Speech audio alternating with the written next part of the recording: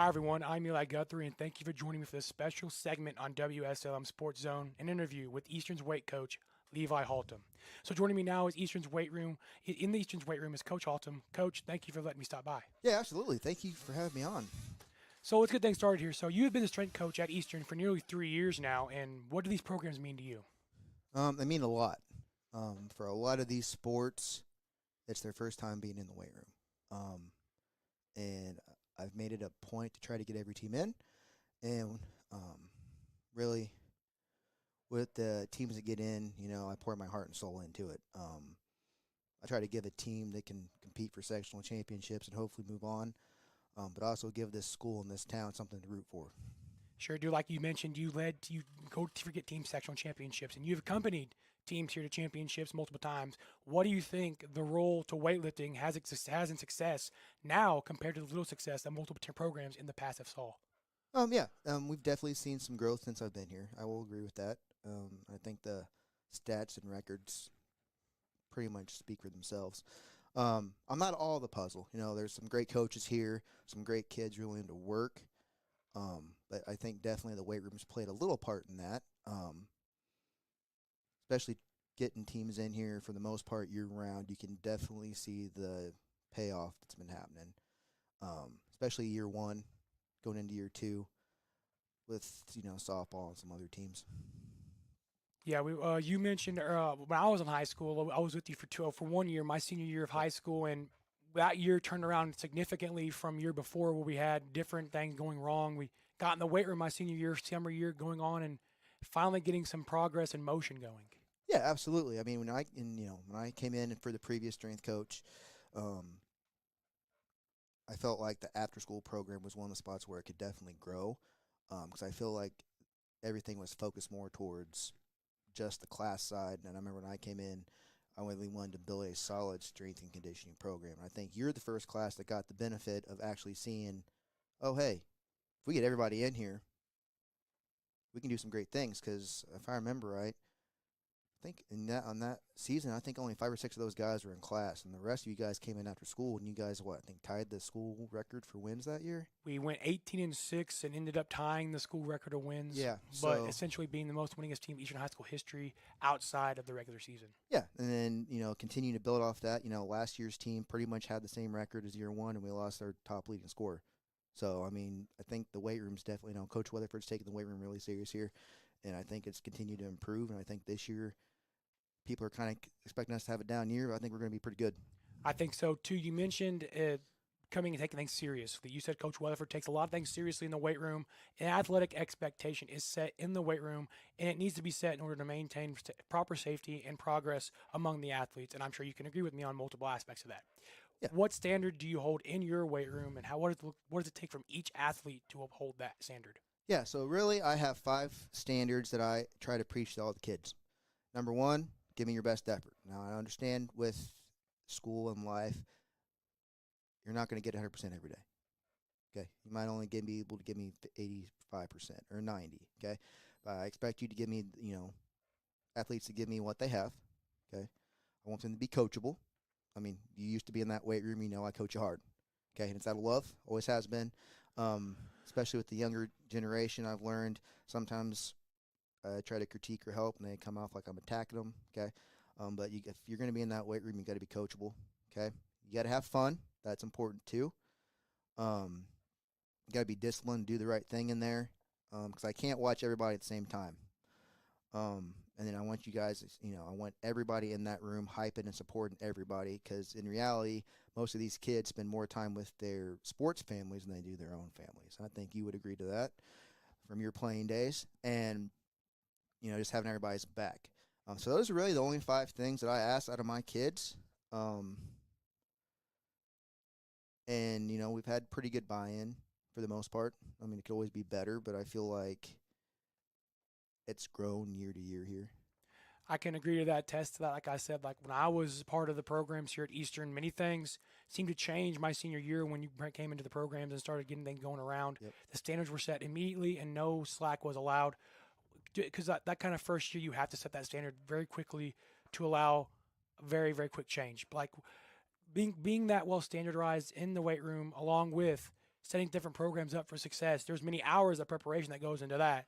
And what does a day look like for you, setting those things up for each school program?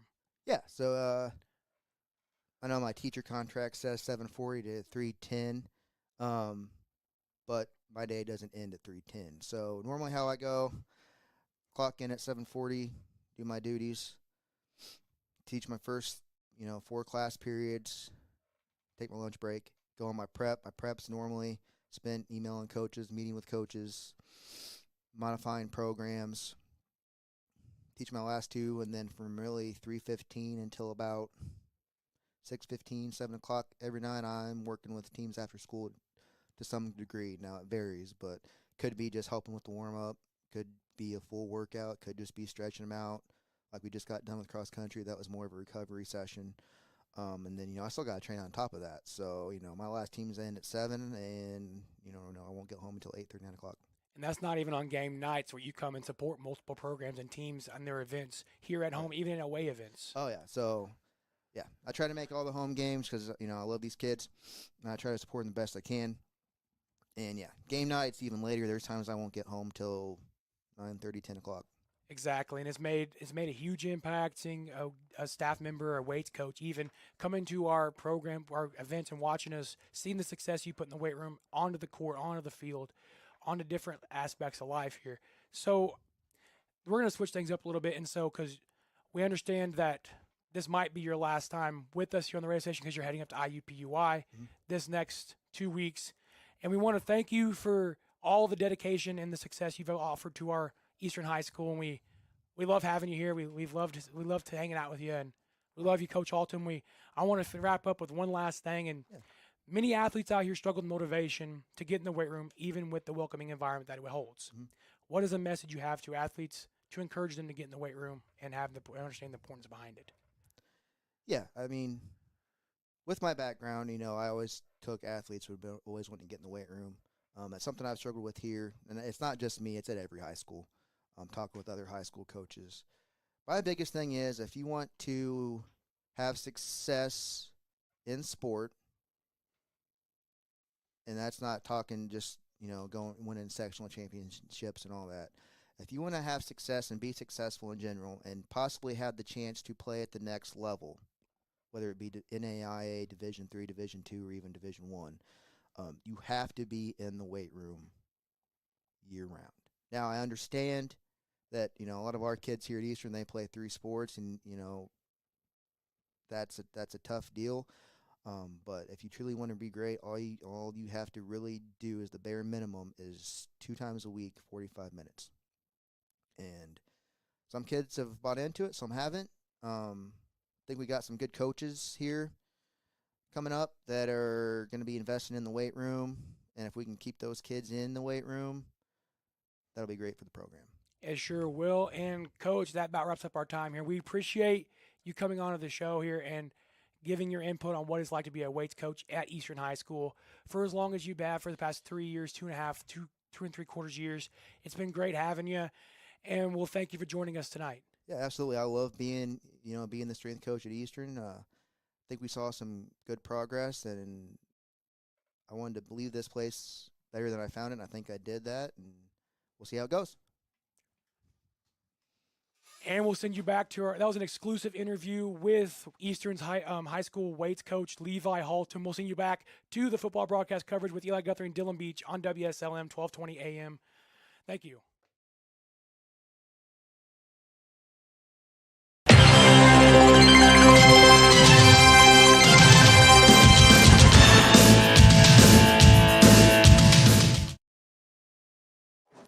Hi, everybody, and welcome to Indianapolis, Indiana for this sectional 39 matchup between the Crystal House Manual Eagles and the Eastern Musketeers.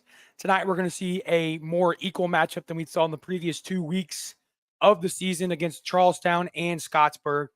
More matched in an equal way, like records are serious similar, 3-5 for the Crystal House Eagles and 3-6 for the Musketeers. Yeah, and it's exciting time, Eli. I mean, it's sectional time, truly that time of year.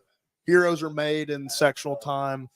I mean, I'm just excited to be here calling this game here with you tonight, Eli. I sure am too. It's a great view. We can see downtown from where we're at Can see a Christel. great view of downtown. Just outside the press box, you can see it peeking through the trees. Beautiful view here from the press box.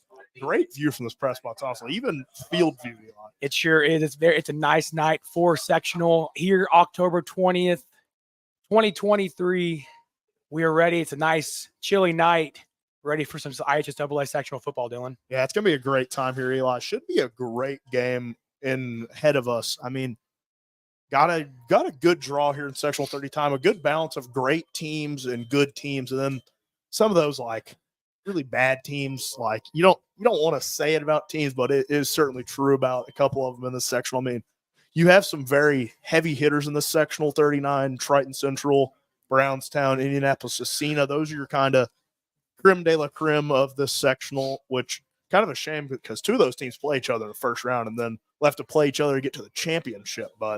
And then, I mean, Eastern, Crystal House, Switzerland County, another good set of schools there. And then, I mean, you got Brown County and Willow Clarksville this year.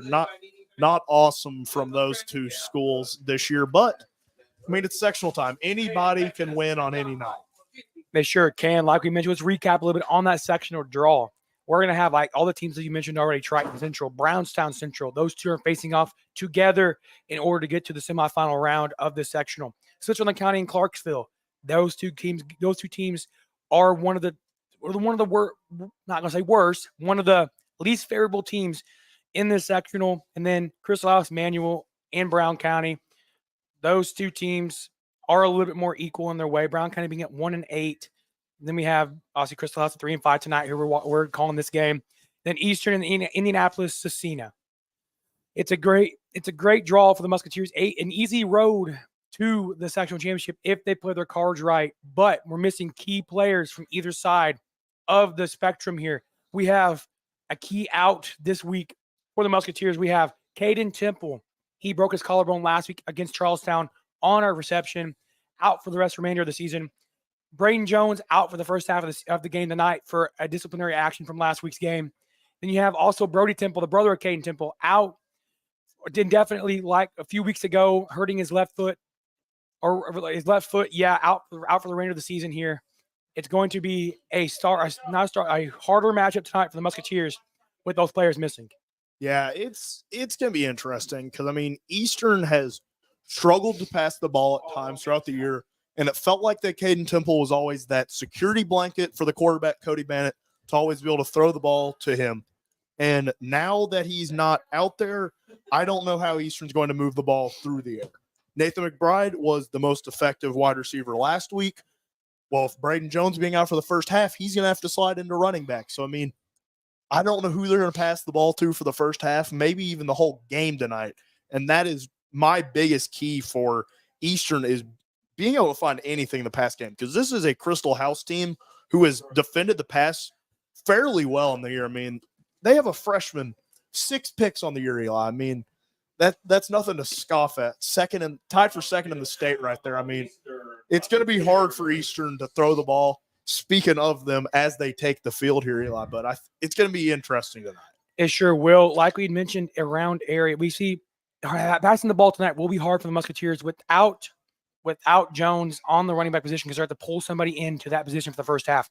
We might see a little bit more Connor Cleek tonight in that position, looking to get Garrett Drury to the outside and McBride get to the outside and get some receptions on the reception route, because without the passing in tonight, the run game's going to struggle, especially the first half throughout this whole game, maybe even struggle more. Yeah, speaking of Garrett Drury, let's go over the position changes for the Musketeers tonight. A couple of guys slotting around the field, different spots than they've been playing previously. I believe Caleb King is going back to right tackle tonight is the plan. Garrett Drury is going to play tight end for the first time tonight. That feels like a good spot for Garrett Drury to be at. I mean, not really known for his after-the-catch ability, surprisingly enough, since of how good of a return man he's been. But, I mean, that feels like a good spot for him to be at with his build at tight end. It sure does. It's going to be an excellent way for Garrett Drury to actually prove himself tonight, where he see his return ability, his movement with the ball, an all-around way of playing football. He returns the ball aggressively, dangerously. Teams in the past have tried to avoid him, kicking off to him, getting it to other players. Tonight, he'll never have another expectation on his shoulders. I mean, the days of like the big bruiser tight end are really starting to kind of come to an end. And I mean, Garrett Drury at a high school level, his build kind of, I feel, screams out more tight end than wide receiver of sorts. But I'm excited to see him there. I mean, we're going to see some new faces in this wide receiver core tonight. Chandler Dukes last week, he got out there in the second half once Caden Temple was down for the night. He had a spectacular catch last week off that connection with Pacheco. His one lone catch for 33 yards. But, I mean, this is a receiving core that hasn't had a lot of production, relatively unproven, versus a very tough Crystal House secondary. And I think that's where, like, the matchup is going to be really exaggerated at tonight. One of my key points, Eli. It sure will. I'm excited to see what's going to be different around each aspect of the secondary for the Musketeers, especially too, because they're having Chandler Dukes outside as well for the wide receiver position, changing things up a little bit. He also plays cornerback, defensive back, whatever you say. He plays that position as well, and he's been a huge asset to this team, having a few interceptions here and there along the season lines.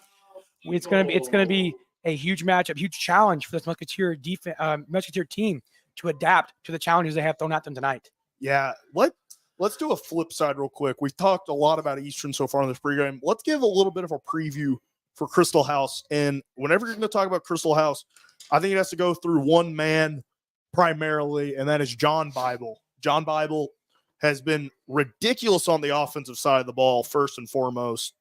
60 carries, 339 yards, 18 catches, 353 yards. He has 17 touchdowns on the year total, Eli. I mean, this is a guy who is going to get the ball early and often reminds me of maybe even an athlete like Caden Temple, where he just gets the ball consistently throughout the game and they try to find ways to get him the ball. So, I mean, I think he's your guy to look out for. They've got a good quarterback in Lucas. He's been solid on the year so far. And then a good backfield to accompany Bible. I mean, the main guy in that backfield is Bravo. Good numbers on the year. And then they got a freshman back who has some decent carries on the year so far, Eli. They do. It's gonna be hard for the Musketeer defense to adapt to that power of running game. Having 17 touchdowns on the year, you said Bible has, and it's crazy to see that he's the one that gets most of the carries here for the Crystal House manual team. Leading receiver and rusher. I mean, was listed on their depth chart by the coach as a receiver. Ends up gets a lot of carries at running back too. I mean, still impressive. Another player mentioned by Coach Mosley was the wide receiver, Simi Morris. He described him as an electric wide receiver. He'll certainly be one to watch out for. I mean, especially against an Eastern secondary who suffered their biggest loss of the season last week and losing their lockdown corner, Caden Temple. Exactly. It's going to be great to see how Crystal House can be able to handle those disadvantages for the Musketeers and come into this game ready to fight. Because last week they came off a huge win against Irvington Prep last week, 68-0, shutting them out. They're have their head held high, their confidence built up, ready to see how they can hold that momentum going into this week in sectional to defeat the Musketeers. Yeah, this is going to be a great game, Eli. And another thing I want to mention, good jersey matchup tonight. Good, two nice. I like both teams' jerseys here tonight. I mean, that's an underrated part of every week. I mean, the jersey matchup for all you watching at home, but it's going to be an interesting one, Eli, for sure. Two teams that had very differing weeks last week. Eastern, the last time we saw the Musketeers got the brakes beat off them by Charlestown last week. The opposite, or Crystal House, they smacked Irvington Prep. They knocked the brakes off of Irvington Prep. 68-0 last week. That is a huge transition between teams here. Yeah, I mean, we heard some things about Irvington Prep. Maybe didn't have a lot of guys, but still, anytime you're going out there and scoring about 70 points in a game, you can't really discount that. Especially with the new rule of the clock maintaining this position to run. Too. In the second half of the game, that's 68 points is crazy. I wonder what the box score of that game was, how many points were put up in the first half, because the initiated clock running is not put out until the third quarter of the game remaining for the rest of the finale of the game. So, Dylan, we're going to go back around. We want to see, you want to go through some keys and stuff for tonight's game for either team. Yeah, let's do it. All right. So my paper said here, I got Eastern needs to create plays. They're missing players this week. They're having a hard time trying to find their way. Yeah. Create plays would be great. Lock offense. Lock down the Crystal House offense. Let me back in on that create a play point for a second, because I do like that a lot, Eli. The big play has been missing in this Eastern offense for a few games now. I mean, looking back on it, I mean, they've had the plays. Caden Temple, ironically, was injured on one of those big plays last week, but the big play has been missing from the Eastern offense here lately. We haven't had a Braden Jones. There hasn't been a Braden Jones break-off run here lately, and I think that will be a huge key for the Musketeers tonight. They got to get some big plays to be able to flip the field. They sure do. And flipping the field comes on defense as well. Locking down that Crystal House offense. We've seen Bible having those breakout runs. He has them consistently every week. I'm assuming he had a few of them last week, that 68-0 blowout. Yeah, it would make sense. He had 5 touchdowns last week. Exactly. 5 touchdowns Actually, last week. 5 touchdowns on the ground, six total. He had a receiving touchdown too. Exactly. That's great. It's ridiculous. And then suppressing mistakes for the Musketeers is something that needs to be happening more frequently. Eli, let's take a commercial break here.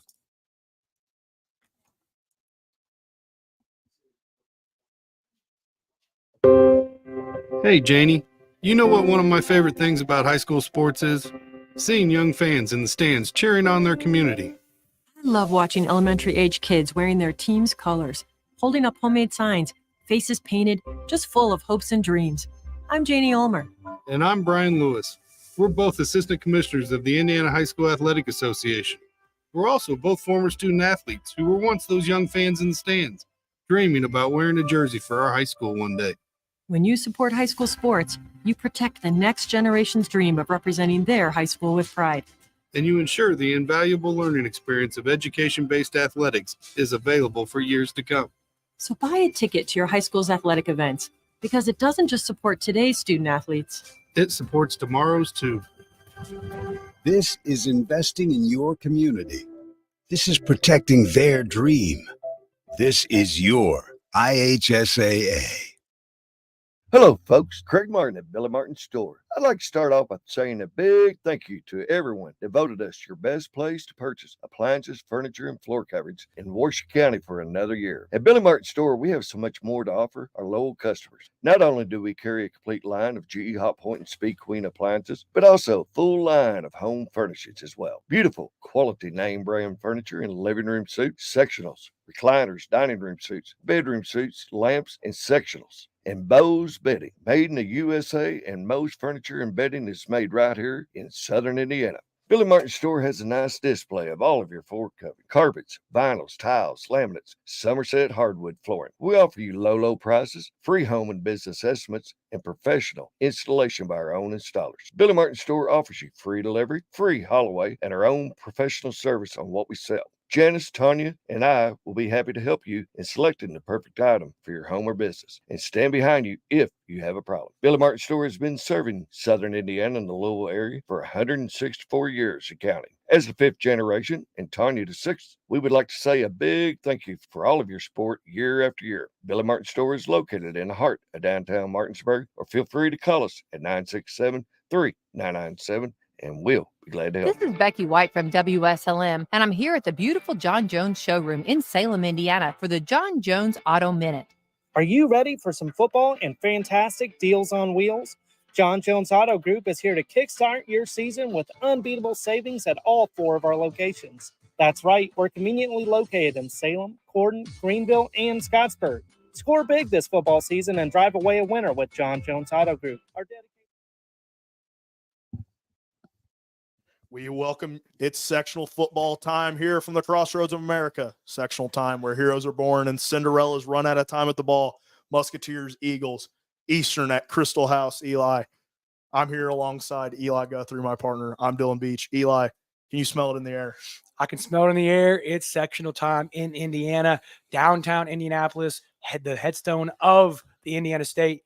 We're ready to go from Crystal House. Had a shortened pregame show today. Tried to get in as much as possible. A rapid game start, not even a coin toss. I think that might have been part of the pregame festivities, but great weather out here tonight. A little chilly. We got a lot of Musketeers bundled up on the sideline over there. All of them that made the trip, I think they might have averaged more blankets than fans out here tonight.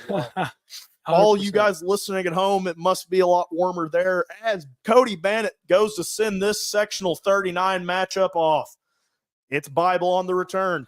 He gets up to the 20, to the 25, to the 30, all the way up to the 40. He's going. He's going to get out of here. All the way opening up this sectional with a touchdown. was not Bible on the play, was Morris, but a ridiculous way to start this sectional off. And Crystal House is going to take an early 6-0 lead, Eli.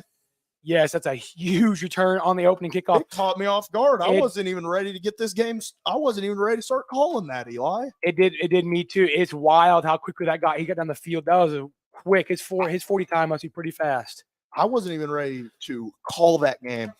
That was a dynamic start to the game for this Crystal House team. And now Eastern already in a hole, just 15 seconds into this game, Eli. Sure are. We're going to see now how the Musketeers can handle things. Already being down the scoreboard very early in this one. Estudio, it's up, and that one's good. Sorry to cut you off there. No, Eli, you're good, buddy. The soccer captain, Estudio, coming over to the program from the soccer team, gets to play some football too. Drilling that one. That's 22-25 on the year for him now. Sure is, yeah. Great. Great. I mean, just crazy start to this game, Eli. It sure is. We're already seeing a 7-0 score from the Crystal House Eagles tonight with, you said, Morris returning that one deep. Yeah, that was Simi Morris. We described him in the pregame as the coach described him as an electric athlete. I think he's everything as advertised so far, Eli. He sure is. And now we're going to see the shaken up Musketeers on offense for the first time. Yeah, that's going to be interesting. I mean, Eastern going to get the ball back in the second half, but at what cost? They're starting out on offense regardless, but down 7-0 now. I mean, not how you want to start a sectional matchup.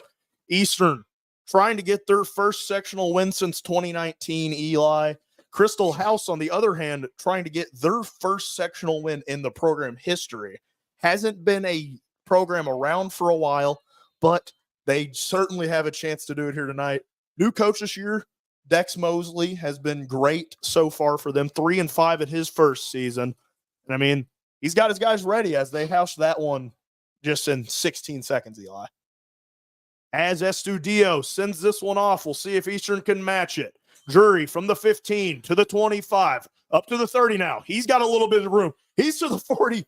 And for a second, Eli, it was looking like we might have had a kickoff battle here. It might have been a kickoff return touchdown run from either side of the spectrum. The opening field position for the Musketeers now is great, but their backfield is going to be a little weak right now with Jones out for the first half of this contest with disciplinary action. If you didn't make it in here for the pregame show, of course, running back Braden Jones out for the first half, had some issues last week in the game versus Charlestown. Taking the backfield tonight so far is Nathan McBride and Connor Cleek. They share the backfield of Bannett. Bannett in the shotgun. He takes a snap, hands off to McBride. McBride busts up a little bit, gets up to past the first down marker, and now he's into Eagle territory.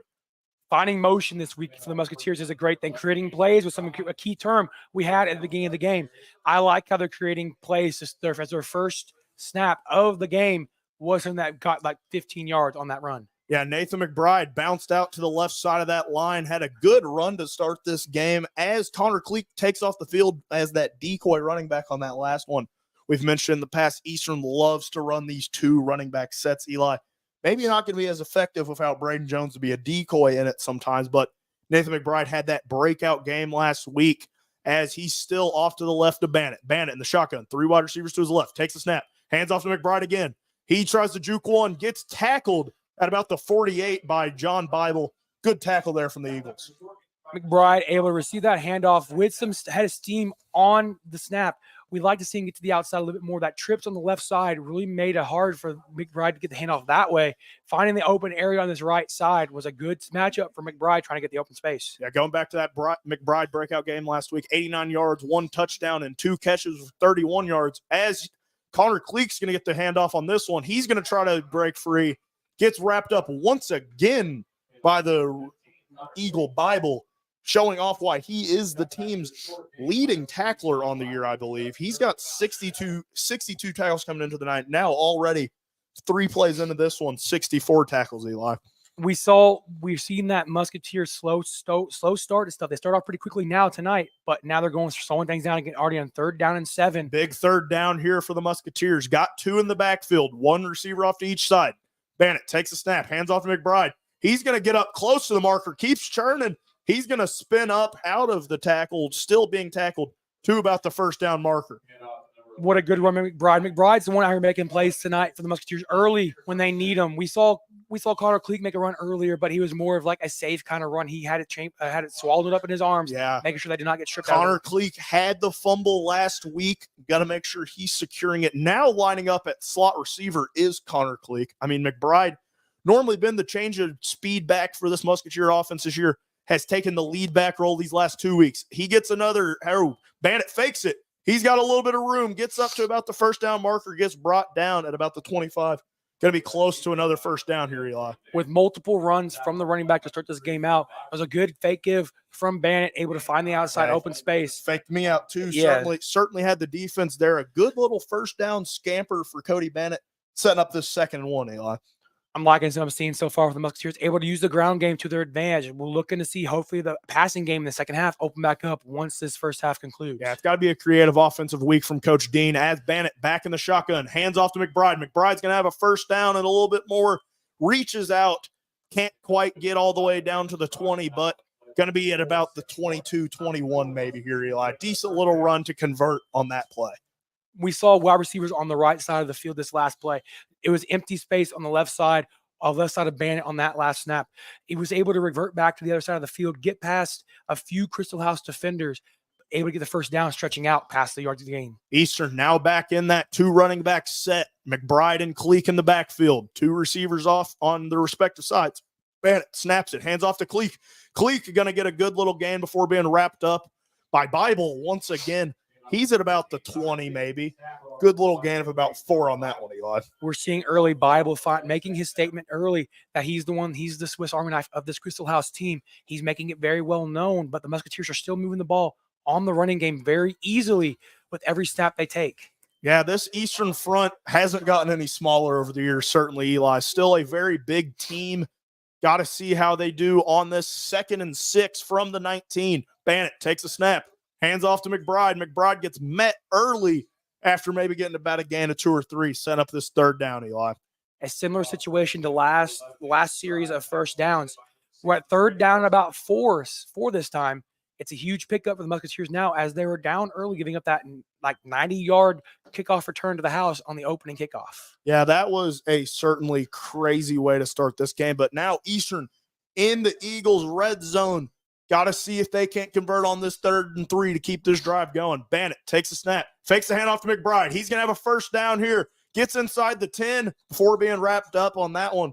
Good little run from Cody Bandit. Already established himself as a nice runner in this game, Eli. A familiar motion we saw from the Musketeers in previous games this year and twice tonight already. He's faking the handoff one way. We don't have that reversion like we did last week where we have 2 running backs on either side of Bandit. But tonight he's able to find the QB draw here and take to the outside and get first down yards like he has in the past 2 times he's done it.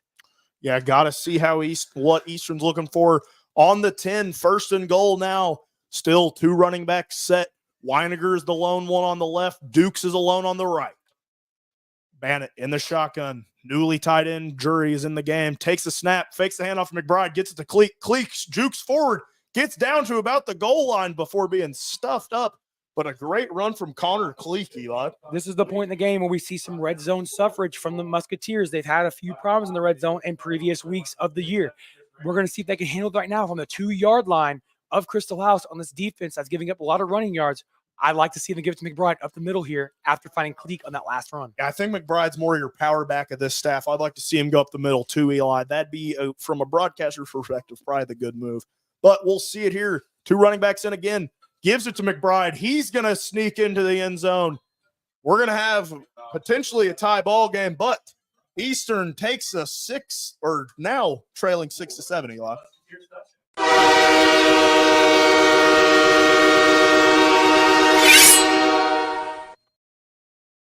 What a great touchdown to start the game for the Musketeers. Able to sneak up the middle for McBride, almost untouched into the end zone.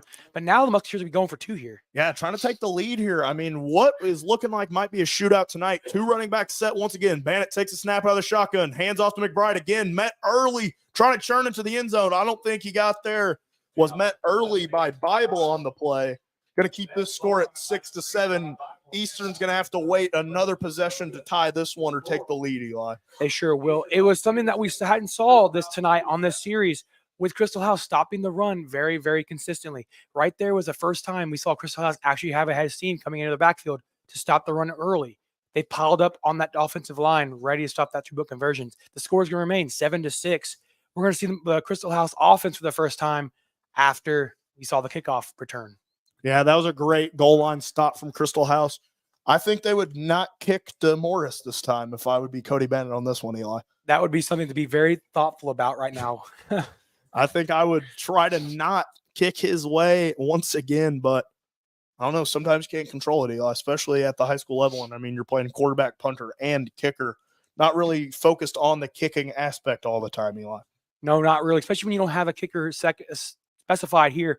Our quarterback is the kicker, the punter, he's all around what we need on the Musketeer offense. And he's going to send it away this time, looking to avoid Morris as he's about to be the single back, ready to defend this one, bring it back for another touchdown. Maybe we may see the Crystal House offense this next time around. Yeah, got to see. Maybe we'll actually get to see their offense take the field. A lot of unknowns still, since, I mean, they housed the first one. Sorry for all the folks listening at home. Haven't really been giving time updates tonight. Musketeers took over that drive with 14:44 on the clock. Willed it all the way down to 6:30 in this first quarter. Great drive from the Musketeers. Took a lot of time on that one. As Bannett sends this one off again, he's going to kick it past the return man. That one's going to bounce into the end zone for a touchback. A better way to avoid Morris on that kickoff. Bannett with a little bit more urgency to send it over his head that time. Didn't look like he was trying to avoid him too much in order to find Morris, because Morris, if he had that one, it'd be from the 5-yard line, and he come back with a head of steam this time around. It's gonna be great to see them Crystal House offense this time. Yeah, I think I would not kick the ball his way the rest of this one. As Crystal House takes the field from their own 20, 6:30 left in this first quarter. They lead the Musketeers 7-6. Quarterback Lucas out on the field. He's in the shotgun. He's got Morris in the backfield with him. He's going to look for the snap. He's going to take it. Hands off to Bible. Correction on that one. My bad. Hands it off. Gets stuffed by Caleb King very early on that one. Caleb King tonight not playing offense, focusing all on defense. A huge stop already for him. That might have been the trouble of the past few games for the Musketeers, having Caleb King on the offensive side of things. Now he's able to specify his position on the defensive end, the tackle position, trying to find a right guard defensive tackle position for the Musketeers, able to stop that run early, halting them with a very minimal game, even a loss. Yeah, his fellow edge rusher tonight, Waylon Perez, wasn't seen a lot on defense so far this year, but right now has been pretty good so far on defense. On this second play here, Lucas motioning a wide receiver through, takes a snap out of the shotgun, looks to throw here, completes the Morris in the screen, gets wrapped up early by Cody Bannett. A good debut from Cody Bannett at cornerback. It sure is great bring back from Bannett there on the cornerback position, able to find his way outside, stop that run. Not someone you want on the defensive end making a lot of tackles in this game, but he's going to have to do what he needs to do with this team being low on players. Yeah, Cody Bannett on the matchup with Morris, the guy who just housed that kick. I mean, not a battle that Bannett is going to be winning on the athleticism side there, but a good wrap-up to set up this 3rd and 10. We'll see what Lucas is looking for. He's got Bible in the backfield with him. His receivers are all bunched up tight. He takes a snap, looks to throw, airs one out to Morris. That one's going to be deflected down by Cody Bannett. And Cody Bannett, just 2 plays at quarterback so far this year. Great start here so far, Eli. Making an excellent call there from Bannett. Like you said, second play on defense for this Musketeers secondary. Able to almost get an interception. He's going to have a reception on the defensive end and make passes for the Musketeers. Yeah, he's been an injury relief type of guy at times for this Musketeer team, but good job so far on defense for Bannett, Eli. It sure is. I'm liking what I'm seeing from Bannett so far in either position. Now we're going to see Drury for the first time on a return from punt. Yeah, we're going to see what the punter Terrence Meredith can do on this one. He airs that one down. Going to bounce it about the 50, keeps rolling down to about the 40. Garrett Drury's not going to try to field that one. It's going to get down at about the 38 on that one, Eli. More of a duck punt there from Crystal House. Not sending it very far, maybe a few 20, 30 yards on that punt.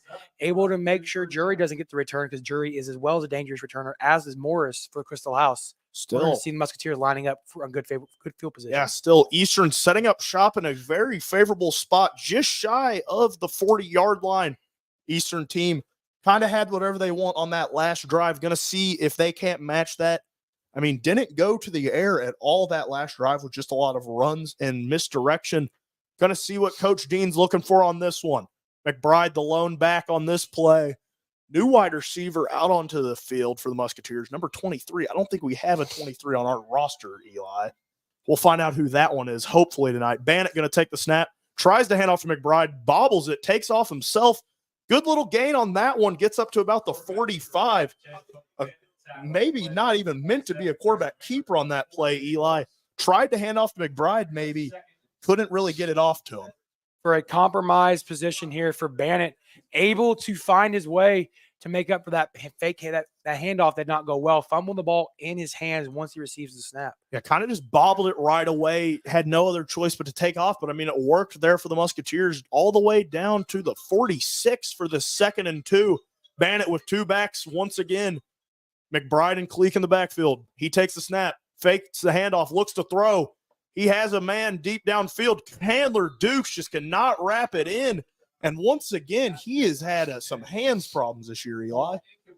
Dukes was on this near sideline trying to make that catch for the first down. He looks like he was looking at the sideline, trying to make sure he was not going to step out of bounds before making that catch, trying to run with it a little bit more than catching it. Drops it quickly. Yeah, I mean, he had plenty of space there, not a defender near him. That would have been a huge gain, would have got the Musketeers into Eagle territory. Instead, now a 3rd and 2 here, 4:10 left in this first quarter.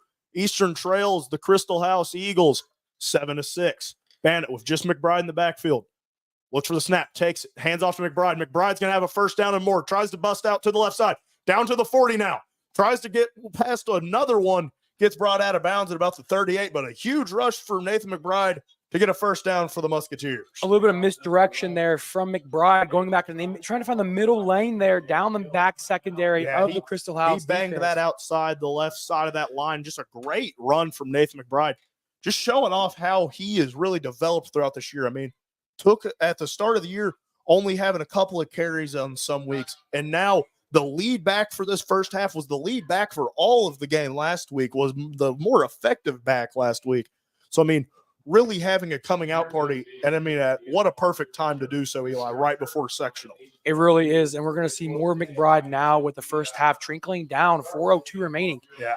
But that's not something that should be keeping the Musketeers held back at all without Jones, because Braid's going to come in the second half to try to find his way around, and they'll have McBride back on the outside trying to make some receptions. Back as that change of pace type of back as he was for a lot of the year. Was a timeout on the previous play. That's why we've had a little bit of an overanalyzation session on Nathan McBride. But, I mean, what a senior season he's had. Had a great senior night last week. Going to see if he can't continue this in this first quarter. Just 4 minutes and 2 seconds remaining. Eastern still trails 6-7 to the Crystal House Eagles, but they are driving. Ball on the 37. McBride, the lone running back. 2 receivers off to the left. Dukes is all alone on the right side in single coverage. Bannett takes a snap, looks to throw once again. Airs one deep for Dukes. Dukes is wide open, and he is not going to chase that ball down. That needs to be a touchdown, Eli. It sure does. Dukes kind of gave up on that ball at the 5-yard line. It was inside, yes, but he could have reverted his steps, find that ball, track it down, and get a touchdown. This game would have been opened up a lot more if he would have been able to track that ball down. He had a lot of ground on the receipt, on the corner, on the play was Johnson. He had a lot of space. I mean, the ball was thrown inside, but, I mean, that feels like one that he should be able to track down. But regardless, a 2nd and 10 here for Eastern. McBride still the lone back. Dukes in the slot, or not Dukes in the slot. Bannett takes a snap. McBride gets up the middle, tries to get outside, gets up to about the first down marker again before being wrapped up. Nathan McBride is doing whatever he wants in this game, Eli. Seeing that last play where Dukes was able to get behind the Crystal House secondary and find an opening in the end zone, this running game could be a backup for the Musketeers if it comes down to the second half, where they need to hand it off just to get their yardage back, because Crystal House is giving up a lot of yards on each run. Yeah, Hofflin is who I believe number 23 is. We had him in on our roster at 30. He takes off the field for Connor Cleek. 2 running backs back in again.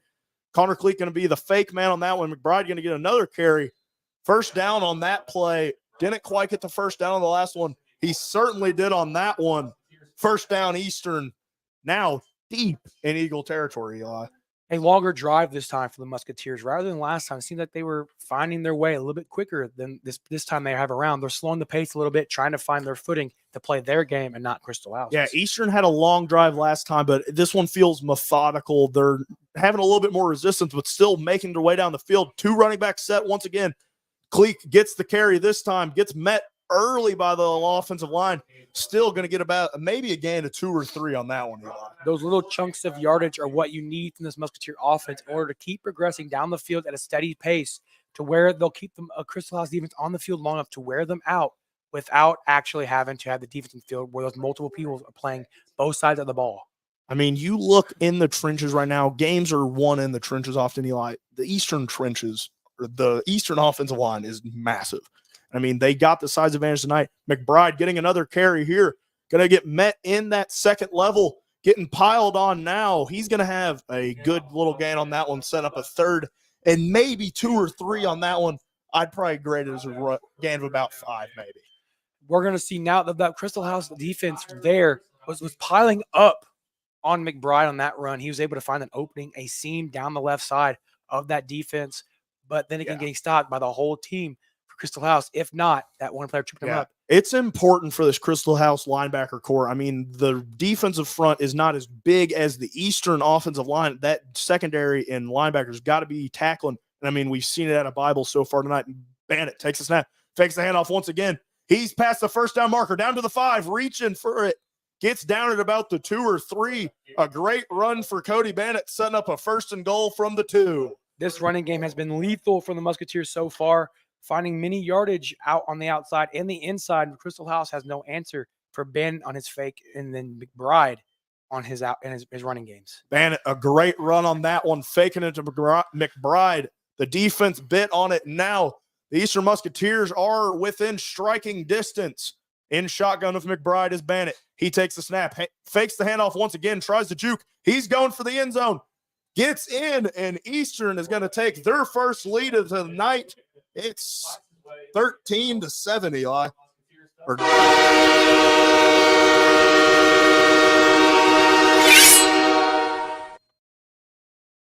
Touchdown for the Musketeers. Like to see it so far. The lead is now in the Musketeers' favor as they're going to go for 2 once again, looking to take this lead even further. Got to get that 2 points to get back to the regular 14 of football. Going to see a 2 running back set once again. Bandit hands off, fakes the handoff again. He's got a little bit of room. He's going to dive for the pile, and he's going to get in on that one. Nice little athletic play from Cody Bandit, getting into the end zone, diving underneath the defender. And now the Musketeers are back at 14-7, taking their first lead of this game tonight, Eli. A little bit more athletic enthusiasm from Bandit on that one. He was hype on that one. Yeah. He was hype. We were able to see him get outside, fake that handoff like he had on the touchdown play, then try and dive, actually lay out for that 2-point conversion. That's a guy who's playing good football right now. Excited to be playing such good football, Eli. It sure is. I'm glad to see Bandit actually finally getting out of his own head and getting in on the field and playing with some aggression. Yeah, I mean, that was a different look than we've seen from the Musketeers. We've seen a lot of 2 running back sets throughout the year. Normally it's a fake to the running back and then hand it off to the other one. That one fakes it to both, fakes it to one running back and keeps it himself. I mean, Coach Dean might be cooking out here tonight, Eli. Let's see what he draws up on this next offensive drive.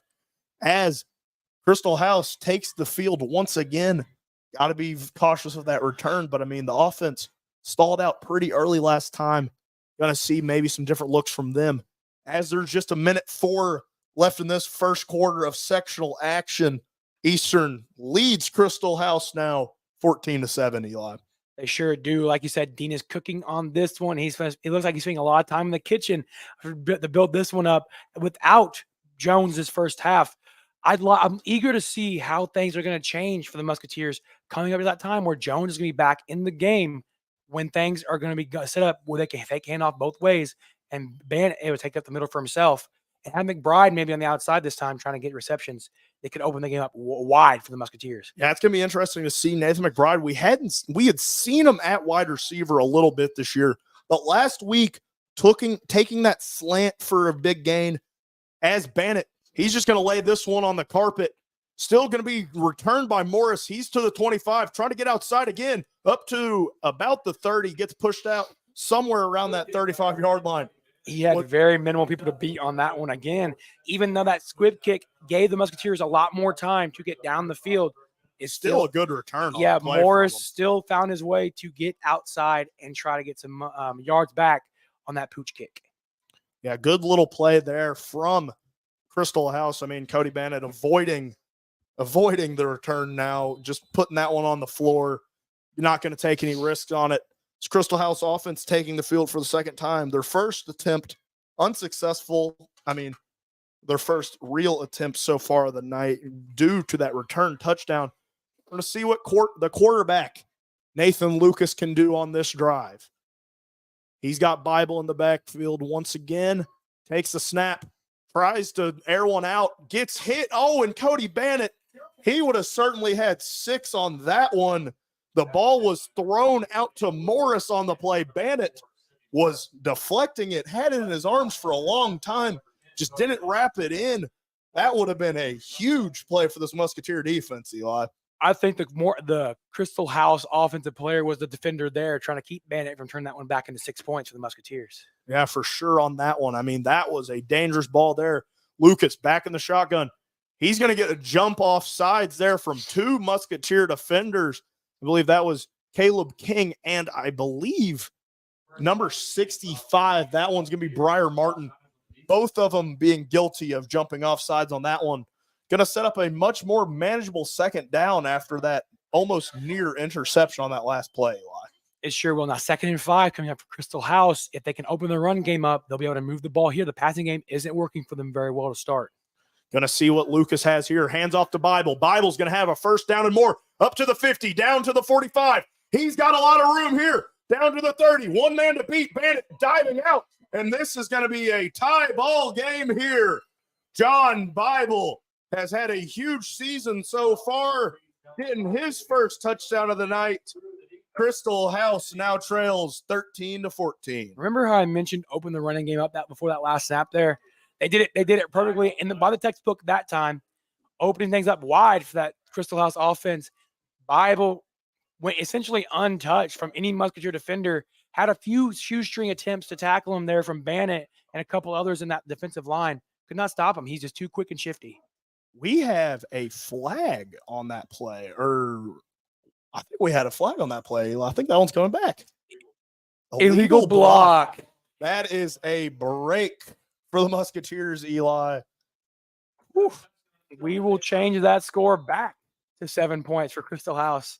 That's a lucky break for the Musketeers as Lucas trying to speed up this offense now. Bible in the backfield once again. Lucas looking for the snap. Trying to get another jump here from this Eastern defense. 10 seconds on the play clock. Looking back to the sideline now. Now just 5 seconds on that play clock. Gonna have to get a move on. Takes the snap, hands off the Bible once again, and he's gonna be met early by Waylon Perez. He's still on his feet. Gonna eventually be wrapped up, but at about the 50-yard line, a huge loss on the play there. Perez read that one like a book, able to fight through the offensive line and get back in the backfield, grabbing him by his jersey, not letting him go. The fight didn't end there from Bible, though, trying to get outside and more trying to fight away, but losing 5 yards or 2 or 3 yards, they gave him the forward progress. But now Musketeers changing their defense there, stopping the Crystal House offense. Yeah, got to see what Eastern is going to be up to now. Got a very close call on that called back touchdown. That's going to be the end of the first quarter here from Indianapolis. Some drama here early. Eastern leads Crystal House 14-7. I'm Dylan Beach alongside Eli Guthrie here for WSLM, and we'll be right back after a short break from our sponsors. Gary LaVox of Rascal Flats is coming to French Lick Resort. Get your tickets now and see one of country music's biggest stars on Saturday, October 28th. This concert has it all. The Rascal Flatts songs you love, plus new original hits from Gary's solo career. Tickets are going fast, so get yours now. Go to FrenchLick.com or Ticketmaster.com. We'll see you at the show. Must be 21 to enter casino. Gambling problem? Call 1-800-9-WITH-IT. Party time is rolling on at McDonald's in Salem, Mitchell, and West Baden. Hosted birthday parties are continuing to gain in popularity. McDonald's birthday parties include goodie bags for each guest, a gift for the birthday child, meals with the choice of cheeseburger, hamburger, or nuggets, along with fries, choice of drink for each guest, a birthday cake, and ice cream. Now, the Play Place is closed for an inclusive 2-hour private party. That's right, the Play Place closes down for the 2-hour event. Call event coordinator Renee Lewis at 812-788-0126. Welcome back here to Naptown, Eli. We're live here for some Sectional 39 football as Eastern leads the Crystal House Eagles 14-7. Fresh 12 is on the clock. The last 12 of this first half. A huge loss on that last play for the Eagles. Lucas now motioning Bravo out. Looks to throw deep. He's got a guy. He's going to have to extend for it. And Bible is not going to be able to reel that one in. Had a guy open. Just overthrew him a little bit on that one, Eli. Bible doing everything for this Crystal House offense, able to find the seam that few plays ago, but call back for an illegal blocking. But now we're going to see a 3rd down and 13 for Crystal House. I'm eager to see if they're going to try to pass the ball again with their failure to succeed, finding just receivers, or run the ball, hoping that Bible can break one loose. I liked the play call on that last one. The motioning of that running back, making it look like a screen pass, had a guy open, looked like it was going to work. Was going to be a big gain on that one for Bible. Just couldn't quite corral that one in. Bravo's the running back once again with Lucas in the shotgun. 3rd and 13 here, just 3 seconds on the play clock. Going to have to get a hurry on. Takes a snap, looks to throw. He's got pressure here coming from Guthrie. Guthrie going to get to the backfield. Helping him is Waylon Perez, and that is going to be a huge sack for the Musketeers, Eli. Guthrie was able to fight through that offensive line very quickly, giving pressure to the Crystal House's offensive quarterback very, very soon. As soon as he got the ball in the backfield, immediately sacking him, bringing up a 4th down and about 18. And Caleb King and Perez down there having a little celebration. They're excited. Waylon Perez getting in on the action there. He's been busy here tonight so far. Hasn't played a lot of defense so far. Maybe looks like he should have been playing there the whole year. But we've got the punter, Terrence Meredith, back out there to send this one deep. Drury lined up at about the 20. Sends off a good punt. Drury going to not even track that one down. Going to land at about the 20, roll inside the 10, and that is a masterpiece of a punt. That one going to be down at about the 5 or 4 yard line there. Great punt from Meredith, Eli. It sure was. But now Crystal House had a huge loss on that last series. They had that huge breakout run for a touchdown from Bible and then get sent back on a penalty. Yeah. And then get halted immediately. No yards gained after that point. And they ended up punting the ball away. But now they had the Musketeers pinned back at their own goal line, trying to get back off the field. They had that deep run. I mean, I had my eyes down the field following the ball. My flag spotter didn't even catch me on that one. But, I mean, still, I never even saw flags on that play. Just a bad break for the Eagles. A huge break for the Musketeers as they got off in 3 consecutive plays after that. Just lucky there for the Musketeers. Coach Dean Price rolling some sweat off his head on that one. Bannett from his own end zone takes the snap, hands off to McBride. McBride gets to the line and stuffed by this Eagles front. That is a great start to this drive from Crystal House. That's Crystal House's power right now that needs to be put into this game to withhold the Musketeers from breaking one loose and getting back up to a more comfortable position to have a little bit more room to work with. Yeah, you can't really even throw if you're Eastern from here. I mean, you run everything out of the shotgun. You're snapping these from your own end zone. You got to make either a quick pass or you're going to have to run the ball effectively to be able to get this off your own goal line. There's a matchup on this near side of the field with Weiniger lined up across from another player from Crystal House. Yeah, across from Gill over there is McBride. Takes the snap again, is Bannett. Gets it to McBride. He's going to get up to about the 10-yard line and gives them a little bit more space on this 3rd down. And, I mean, it's never going to be entered in the stat sheet as a glorious play, but that is a huge one on that one, Eli, to open up this playbook on this 3rd down, Eli. It is finding more space where they don't have to snap the ball from their own end zone. Now they're going to see Weiniger in this lone matchup again. That's outside. I want to see on the 3rd down. I don't see him throwing it to him, but running the ball with McBride again from the shotgun. Need to go under center one time this few next plays. Yeah, the battle of the twos over there. Reese Weiniger has a height advantage in that one. Bannett takes the snap, fakes the handoff again. He's got a 1st down. He's going to get up to the 15-yard or the 20-yard line and keep this Musketeer drive going. Cody Bannett already maybe having his most effective running game of the year, Eli. Bennett having no trouble finding his routes outside of the pocket to get that QB keeper. He's having no trouble at all getting things going for this Musketeer team. Firstly, snapping the ball from his own end zone, trying to find a seam with McBride, cannot do it. Good pickup from Bennett on that first down run. Yeah, Bannett taking the snap again, this time to Connor Cleek. He's got some room up. He's going to get up to about a first down marker again. Going to be ruled short. Actually, never mind. Going to give him the first down. Great run from Connor Cleek. 9 minutes and 8 seconds left in this first half. And this Musketeer chain is going to keep moving, Eli.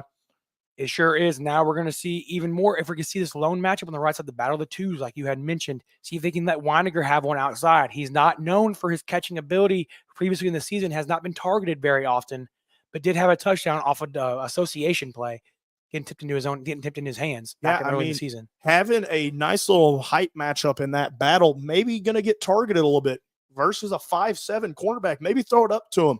Cody Bannett takes the shotgun snap, fakes the handoff. He's looking deep for Drury. Not really deep for Drury, but Drury not going to be able to reel that one in. Would have been about a 5-yard gain on the play. Had a guy deep was Dukes. That's where I thought that ball was originally going, Eli. I did too. We're looking down the field like previously. We're seeing big plays show up for the Musketeers early in this game, but they're targeting receivers of Bannett can't seem to connect when he throws things a little too high over his receiver's heads. Drury there had to extend all the way out with his hands above his head. Could not quite find one. We have something interesting going down on this passing game. Yeah, going to be interesting to see here. 2nd and 10 from the 30 is Bannett. He's in the shotgun, motioning Dukes through now. Takes the snap, hands off to McBride. He's got some blockers. Gets up to about the 30, to the 45. Going to be wrapped up at about the 46. Huge rush from Nathan McBride. I mean, he runs to one side, and by the end of the play, he will bust it back to the other side. A great play on that one, Eli. When the pass game doesn't work, reverse to the rush game. It's been working very well for the Musketeers as we see this game progress on. They have well over the century marker of rushing so far. No doubt about that. But we got to see how it's going to open up even more with them in favorable position now, almost in plus territory. Yeah, Eastern here on the 46. Bannett with 2 running backs once again. He has Hoffman in the backfield with him alongside McBride. Looks for the snap, takes it, fakes the handoff to Hoffman, looks to throw to Dukes, and Dukes does not catch it again. Would have had a catch and more on that play. And Chandler Dukes, for a man who has a pick 6 and multiple interceptions on the year, has been having some fits catching the ball on offense. He's having a hard time looking the ball into his hands. He's looking down the field trying to find a run to have, but instead, before he's able to find the run, we do have a flag on the play as well. Yeah, I was about to point that out while you're talking, Eli. That one's going to be on the Musketeers.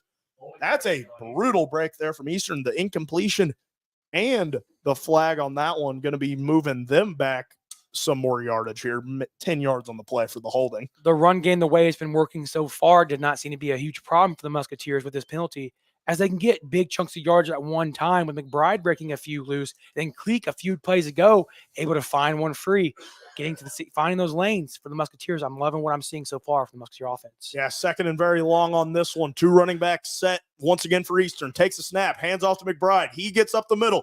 He has a gain of about 10 and more back to the original line of scrimmage. Going to set up a 2nd and 10 here.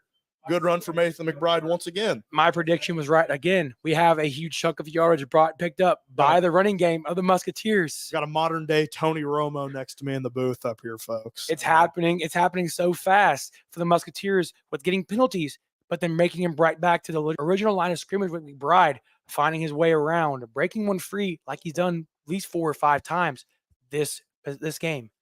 Eastern, once again, 2nd and 10 from the 47 now. Bannett, 2 running backs, takes a snap. He looks to throw. He's wheeling out to his right, got some pressure, looks to air one deep to Weiniger. Weiniger trying to track that one down at the 30. That one's going to wind up being incompleted. Maybe lucky that one wasn't intercepted. Weiniger had a chance on that ball to make a play. It went right through his hands after it hit him right in the foot. After it was a little short. Yes, he had to find his way back to the ball. No problem there. Bannett was on the run when he made that pass, but it was still a good 20 yards down the field. It would have been great to see him But now we're going to have a troublesome play, 3rd down and 10 for the Musketeers. Yeah, 3rd and long has not been a great scenario for Eastern so far this year. Going to see if they can't change that without their number 1 receiver on the night, Eli. 2 running back set once again. Weiniger and Dukes have lone coverage, and we're going to have an Eastern timeout here. Eastern leads this one 14-7, 6:55 left in the first half. I'm Dylan Beach alongside Eli Guthrie, and we'll be right back after the short message. After a joint surgery, injury, or illness, Meadowview and Salem Crossing are the best choices for helping you recover. Our Moving Forward rehabilitation program offers a full range of therapies. We're here to help you return home safely with the skills you need to live life on your own terms. Meadowview and Salem Crossing, 2 great options for your rehabilitation. To learn more, visit asccare.com or call 888-996-8272. Coming back from this one, Salem is playing Madison for sectional, up 7-0 over the Cubs. Yeah, going to welcome you back here to Indianapolis, still in timeout, but we're bringing this one back a little bit early. Going to give you that scoring update from Salem there. Where is that game being played, Eli? Do you know? Is that one at Salem or is that one in Madison? I believe that one is going to be at Madison to start for them. Not until I think it's at Madison now in the bottom part of the bracket. Big drive for both teams here in Washington County tonight. Maybe we'll find out where West Washington is at later tonight. I mean, Eastern fans here tonight, though, they're focused on this game. Going to see what it is on this 3rd and 10 here. 2 running backs in the backfield. Once again, Weiniger and Dukes, both in single coverage on their respective side. Takes the snap, fakes the handoff, takes off. Bannett going to have some blockers here. Gets up to the first down, wraps up at about the 41 or 42. Enough for a Musketeer first down and more. A great run from Cody Bannett once again, Eli. It sure is. Bannett not hesitating to find open lanes when he wants them. This is the first time this season I've seen Bannett run the ball with authority. He's like Jones this time around, running the ball like he's mad at the ground, like you said multiple times in many broadcasts for these games. Yeah, we've said it a lot that Eastern needed a big play at times throughout this year, but now Cody Bannett delivering on that. 6:30 left in this first half. Eastern leads 14-7 over Crystal House. 2 running backs in the backfield once again. Bannett looking for the snap, takes it, hands off to McBride. McBride, he's got blockers once again. He's going to get up to about the 30-yard line. He's still going to the 20, to the 15. He is going to go all the way. 20-7 now. McBride getting in the end zone.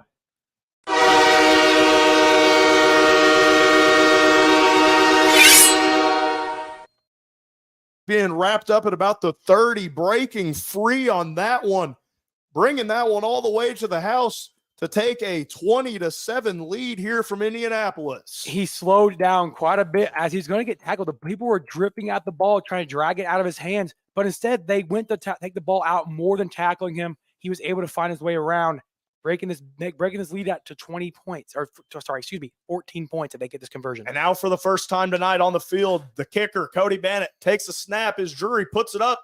That one looks good, and it is good. Eastern takes a 21-7 lead. And I mean, if that's not going to get the Musketeer fans out of their blankets standing up, I don't know what will, Eli.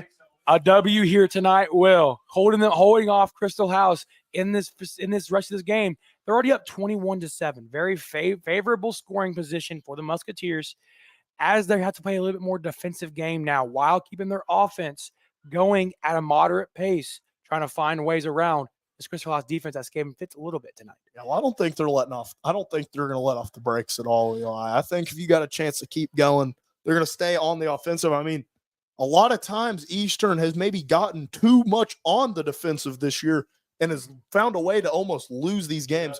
One coming to mind is that Salem game. I mean, of course, Salem didn't return the opening kickoff of that game, but we're up. Eastern was up over 21 points at one point in that game, or at least 2 scores in that game. Salem found a way back in it. Eastern going to have to find a way to close this one out tonight. And on the other side, Crystal House got to get that offense going. I mean, you're not going to be able to return every kickoff for a touchdown. Eastern has a history of choking in the second half when it comes to big games. Like you said, Salem up by 20-plus points at one point during the game. And they come back and only win by 1 point. Not scoring any points in the fourth quarter, keeping the score the same as 22-21 versus Salem. Yeah, thank you, David Souter, for that bit of knowledge. I wasn't even aware they did Bison football sectional, Eli. But, I mean, good little draw there for West Washington. Maybe they'll make some noise next week. Eastern, in this one, 6 minutes and 8 seconds left in this first half. Here from Indianapolis, they have a 21-7 lead over the Crystal House Eagles as Cody Bennett gets ready to send this one off. Keeps this one on the floor again. Going to bounce down to about the 20. Going to bounce past Bible. Going to catch that one. Trying to get outside to the 25 now. Stiff arms one down to the 35 now. Great little return there. Chandler Dukes being laid into the floor by that Bible stiff arm, Eli. Dangerous returner of Bible on these previous runs. It makes it a problem for the Musketeers on the kickoff.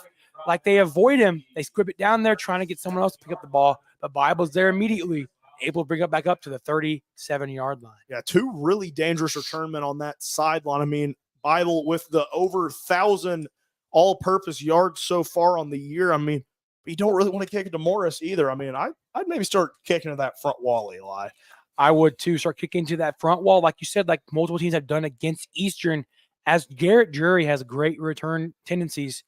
But now we got to see if Bennett will try to find that way out and do that as well. Lucas leading his team back onto the field once again. He's got Bible in the backfield. A very deep shotgun on this one. Going to be a flag on the play. Going to have a delay a game here on Crystal House. And this drive already not looking great, Eli. Already setting him back 5 yards, shooting themselves in the foot like they have on that previous drive. It's only going to cause more problems now. They're going to give the timeout on that one. They're going to give the timeout. Still don't like to have to take a timeout there, but Eastern leads this one 21-7, 6 minutes left in the first half. We'll be right back after this short message from our sponsors. Saturday, October 21st will feature racing action from the on-site plumbing, heating, and air Crown Vic Small Track Oval and Figure 8 Series, the Salem Supercars, and the return of the Spooky 200 from Mike's Mufflers and Brakes Crown Vic Big Track Series. There'll also be a Halloween burnout contest Saturday night. Sunday, October 22nd, we'll see preliminary racing action from the Max Auto and Scrap Metal Recycling Legends and the exciting Red Ball Recycling Scrappers, followed by the main event of the weekend, the Kentuckiana Ford Dealers 35th Annual Halloween 200, presented by Red Ball Recycling. We welcome you back here to Crystal House at Manual High School. Gonna see what they have cooking up on this drive. 6 minutes and 1 second left in this first half. Eastern has a 21-7 lead. Lucas takes a snap, hands off the Bible. He's looking for space, wrapped up early by Perez at about the 40. Still churning here. Gonna be wrapped up officially now by Perez on the play. Perez watched his film recently for this game tonight as he's able to find Bible on those runs quickly. He had one previously in the last drive for the Crystal House Eagles. And able to find the backfield now, give him a few short yards, like 3. Yeah, I mean, it feels weird, Eli, having that touchdown get called back because we could be looking at a completely different game right now if that one stands. I mean, a 7-point lead is a very different thing from a 14-point lead, as I'm sure many folks at home know. I mean, 2-score lead is very safe, but now 2nd and 7 here for Crystal House. Lucas takes a snap, looks for Bible again, gets the handoff, gets met early once again. Going to maybe get up for about a gain of 1 on the play, but stuffed there. This defensive front from the Musketeers is able to hold Bibles. Bibles now down on the field as he looks to be injured, but it's not good there. Grabbing at that right knee on the play. Going to see what that's about. You never want to see that, Eli. No, we don't. We never want to see an injury to any player associated in the game tonight, but it happens. And now we're going to have a timeout on the field, but Bible looks to be getting up. Good that he's getting up, going to walk off on his own power, kind of limping off on that one. We're going to see him get checked out. We'll see if he re-enters this game. I mean, Bible, a very electric player, has been the catalyst for so much of what Crystal House has done this year on offense and defense. Hate to see a player go down like that, but maybe he will return in this one. As Crystal House is a 3rd and 7 here, 4:53 left in the first half. Lucas, the lone man in the backfield, by himself in the shotgun. Trying to get his receivers around in motion. Takes a snap. He's looking to throw. Finds Morris. Morris going to be tackled short of the first down marker by Bannett, and that is an impressive tackle from a guy who does not play a lot of defense, Eli. He picked him up and actually slung him back further away from the ball. The game forward progress there. It's 4th down. We're going to see the Christel House offense bring out the punter this time to send it away. Once again, the Musketeers, they'll have a time for another drive. Yeah, we're going to see Meredith Jr. come back out to send this one deep. Going to see if he can't have another masterful punt like the last time, but still, even when you down him inside the 5, Eastern driving 95 yards down the field to score. Drury maybe going to learn from his lesson on that last time and actually field this punt as Meredith looks for the snap. He takes it. The punt is off. A decent punt there. Drury going to catch it at the 25. He's looking to return up to the 30 now, to the 35, to the 40, 45, 50. He's flipping the field. Garrett Drury, he's going to take that one all the way. Garrett Drury opening up a 27-7 lead. And what a return that was.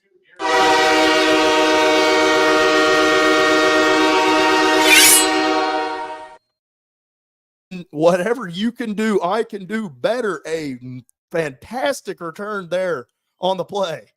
Wow. We know Garrett Drury is a dangerous returner, and you'd mentioned before the punt even happened that you'd like to see him return this one, and he did. He listened to you up here in the booth, Dylan, and he returned it, and it helped him out. Touchdown Musketeers, open this thing up huge before the half. Something to keep in mind, though. Musketeers do get the ball to start the second half, too. He had a guy close to him there, fielded it about the 20, started running, south on that play instead of east or north. But, Bannett on that one, that PAT is going to be blocked. Score's going to stay 27-7 on that one. Eastern, no stranger to blocked PATs and blocked kicks this year. Of course, the one at Salem had a few of them during the dub game. But, still, that is a phenomenal return from Drury. And we're going to see this Christel House offense once again ahead of schedule, Eli. We sure will. I didn't expect to see the Christel House offense again this half. I was expecting a little bit more slower pace to hold the ball to the last drive, be the last drive of this first half. But no, punt return to the touchdown from Drury. Now we have a different game on our hands as a 20-point lead with the Musketeers returning the kickoff to open the second half. Yeah, this game is a great one for any fans of special teams. If Devin Hester's out there, this is going to be a very good one for just spectacular returns so far, Eli. I haven't seen a game where we've seen a punt and a return touchdown before like that, Eli. I have not. It's huge for the Musketeers at this point. Able to return the favor, but not on a kickoff, but on a punt return. It's crazy to see one return for a touchdown in a game, let alone two like that. Just spectacular there. We're going to see if Cody Bannett sends it off deep to one of the Christel House return men. Out there now on the return team is Bravo for the injured Bible. He's out there alongside Morris, the one who returned the earlier kick. Some more news on Bible. He's on the sideline standing up. We're going to see if he'll return to this game later, looking maybe like he'll trend towards doing that. As Eastern still yet to break the snap on this one now. Bannett looking to send this one deep. I'd like to see Bannett avoid Bible this time again, or Morris on this return as he hit the first opening kickoff of the game. Return, only touchdown for Christel House right now. Bannett going to attempt the onside kick. That one's going to be recovered by Christel House. Bannett trying the onside kick there. They opened last week's first half with that onside kick, but a huge recovery there from Cameron Prater, the offensive lineman on the play, Eli. It is. Yeah, great play there. But now Christel House can have a chance in almost plus territory to return this one to that. Not return this one, but make a play here before the half. Get on the board again. Yeah, got to see what they're looking for here. Got to think this is a do or die drive here, Eli. Got to see if they can't get in the end zone to cut this one back to a 2-score lead. Lucas back out there once again. He takes the snap, looks to run, flips it out to Bible now. He's going to get met at about the 50 for about a gain of a couple on that one by Connor Cleek and Waylon Perez once again.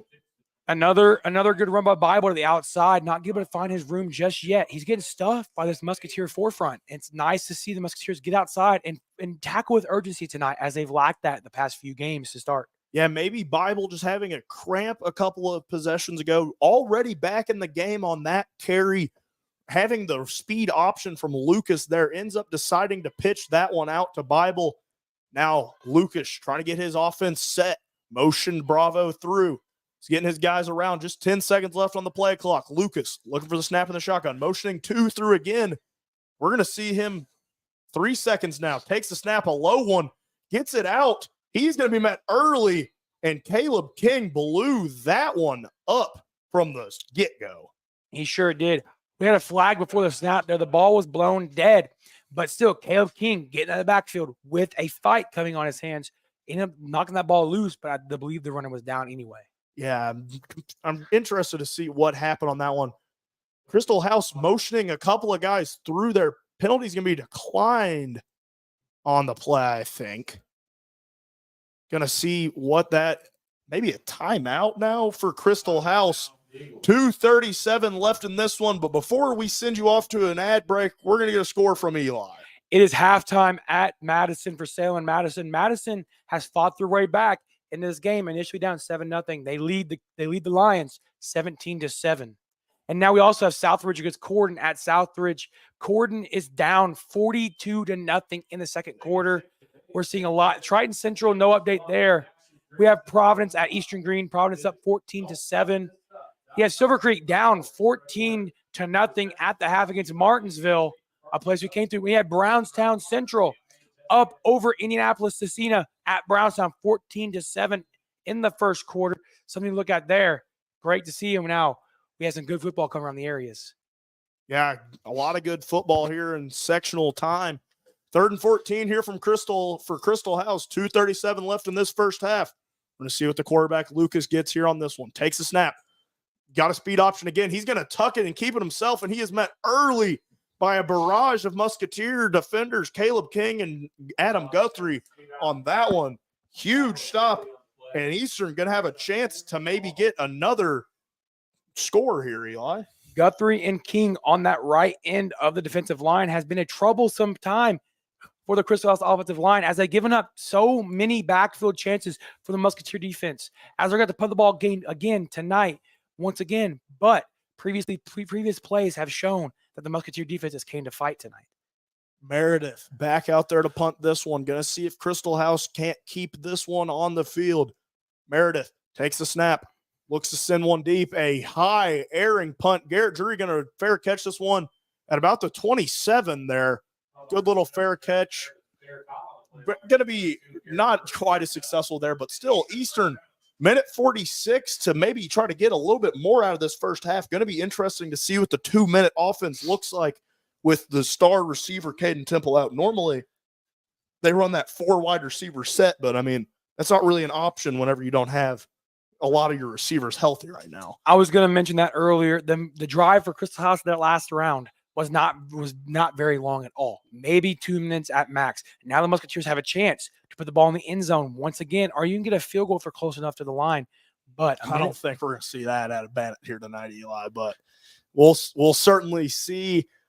Nathan McBride here, the lone back, 2 wide receivers to the left, 1 on his own to the right. Takes a snap, fakes the handoff to McBride, looks to throw to Drury. Drury's going to have some room here on the sideline. Gets up to the first down, barrels his way down to the 40 while being wrapped up by number 9, Daquan Johnson on the play. Garrett Drury maybe should have went out of bounds on that play instead of trying to churn that one up the field. As this clock's rolling here, under a minute 30 in the first half, Eastern leads this one 27-7 over Crystal House. Eastern rushing it back to the line here. Bennett looking for the snap. Takes it. Looks to throw once again. Airs one deep to Reese Weiniger. This one's going to be in trouble, and that one's intercepted by 2 Crystal House players at the same time at almost there. I believe who's going to get that interception going to be number 2, Gill. Wright and Gill maybe getting that one at the same time almost, but still Eastern trying to air one out deep, and they just don't have the receivers right now maybe to air that one long. They don't. He threw that ball into double coverage, floated it up there for Weiniger. Weiniger did not quite find the ball in the lights of this stadium tonight, but lost in the floodlights. That Bennett right there in that last drive had his first pass completion of the night to Drury, a pretty good one at fact. Yeah, good little gain. Had that clock keep running, but now Crystal House setting up shop. Minute 8 left in this one. Low snap for Lucas. He looks to throw. He's going to throw an interception right back to Dukes, and Dukes drops that one. I was trying to get a jump on it there. Chandler Dukes, ball was thrown right to him, trying to catching it one-handed. Doesn't reel that one in. Wow. Dukes like lost his footing there on that jump and had the ball in one hand, but ended up just letting it fall to the ground. Bring up a second down with a minute 2 to go. We'll see another air out here from He Crystal tried House. to air that one deep, was a duck right into Chandler Dukes' hand. I think he might have jammed a finger on that one. He's holding at his hand now. New quarterback into the game, previously playing punter, Terrence Meredith, a good athlete here. He's a great basketball player. Now out there at quarterback. He's looking for the snap in the shotgun, takes it, looks for a quick throw out to Morris. Morris at the 30, up to the 35. Jukin goes down at about the 35. That clock's going to keep rolling now. Under 50 seconds left in this first half. Eastern leads this one 27-7. Crystal House trying to get one last answer in before halftime. They need to look to the outside here, get out of bounds on this one. They only have one timeout remaining, I believe. It's going to be a trouble here as the clock ticking under 40 seconds now. Meredith looking for the snap once again. He's got 3 receivers off to the right. Looking, he's got one deep. He's trying to air one out deep to Morris, and that ball is just going to be thrown out of bounds. 28 seconds left is where the clock's going to stop for this 4th and 4 now. 4th and 4. He's 4th and 4 coming up for Crystal House. I like to see him try to run the ball here just to get the first down yardage and let that clock expire into the second half. I think you got to punt this one back. I don't see them trying to. Well, yeah, they could punt the ball too. I don't see them trying to do anything else on this first half or give the Musketeers another chance at the life here. I'd say if they're about at the 45 rather than the 35, maybe you could try to go for it here, but Meredith was at quarterback. Now he's at punter, back deep. Maybe we could see a fake here as he has just been playing a little bit of quarterback. Takes the snap, looks to punt. Maybe jumped offside. Was Eastern there? Drury going to field that one. He's going to muff it. Oh, my gosh, and this is going to be a touchdown for John. Oh, what is the call on that? They called a dead ball. Crystal House. Garrett Drury muffing a punt. Bible should have had an easy touchdown on that one. The ball was blown dead, and we're going to have to get an explanation for this. I have an explanation for this. On kickoffs and such like that, if the ball is on the grass, in high school at least, is a dead ball. If a defensive kicking team player touches it, it's a dead ball immediately and sent back. Okay, so they're still going to have the ball. They just can't return They can't return. Okay. You can't return a muff punt in high that school. makes sense. Was some confusion from me in the booth, some others in the booth, some confused fans, maybe a coach there too. But now Crystal House, a great leg punt there. I mean, a great leg throw. Setting themselves up on the 35 now. Going to see if they can't get anything out of this with 22 seconds left. Meredith looking for the snap. A low one again. He's rolling out to his right, looking to throw. He's got his tight end, Raymer. Raymer trying to get into the end zone. He's going to reach for it. He's going to get into the end zone. Maybe fumbling over the line there, but regardless, going to get the touchdown. And it's going to be a 13-27 game here from Crystal House. And now the Eagles have life. Crystal House Musketeers shot themselves in the foot on that punt.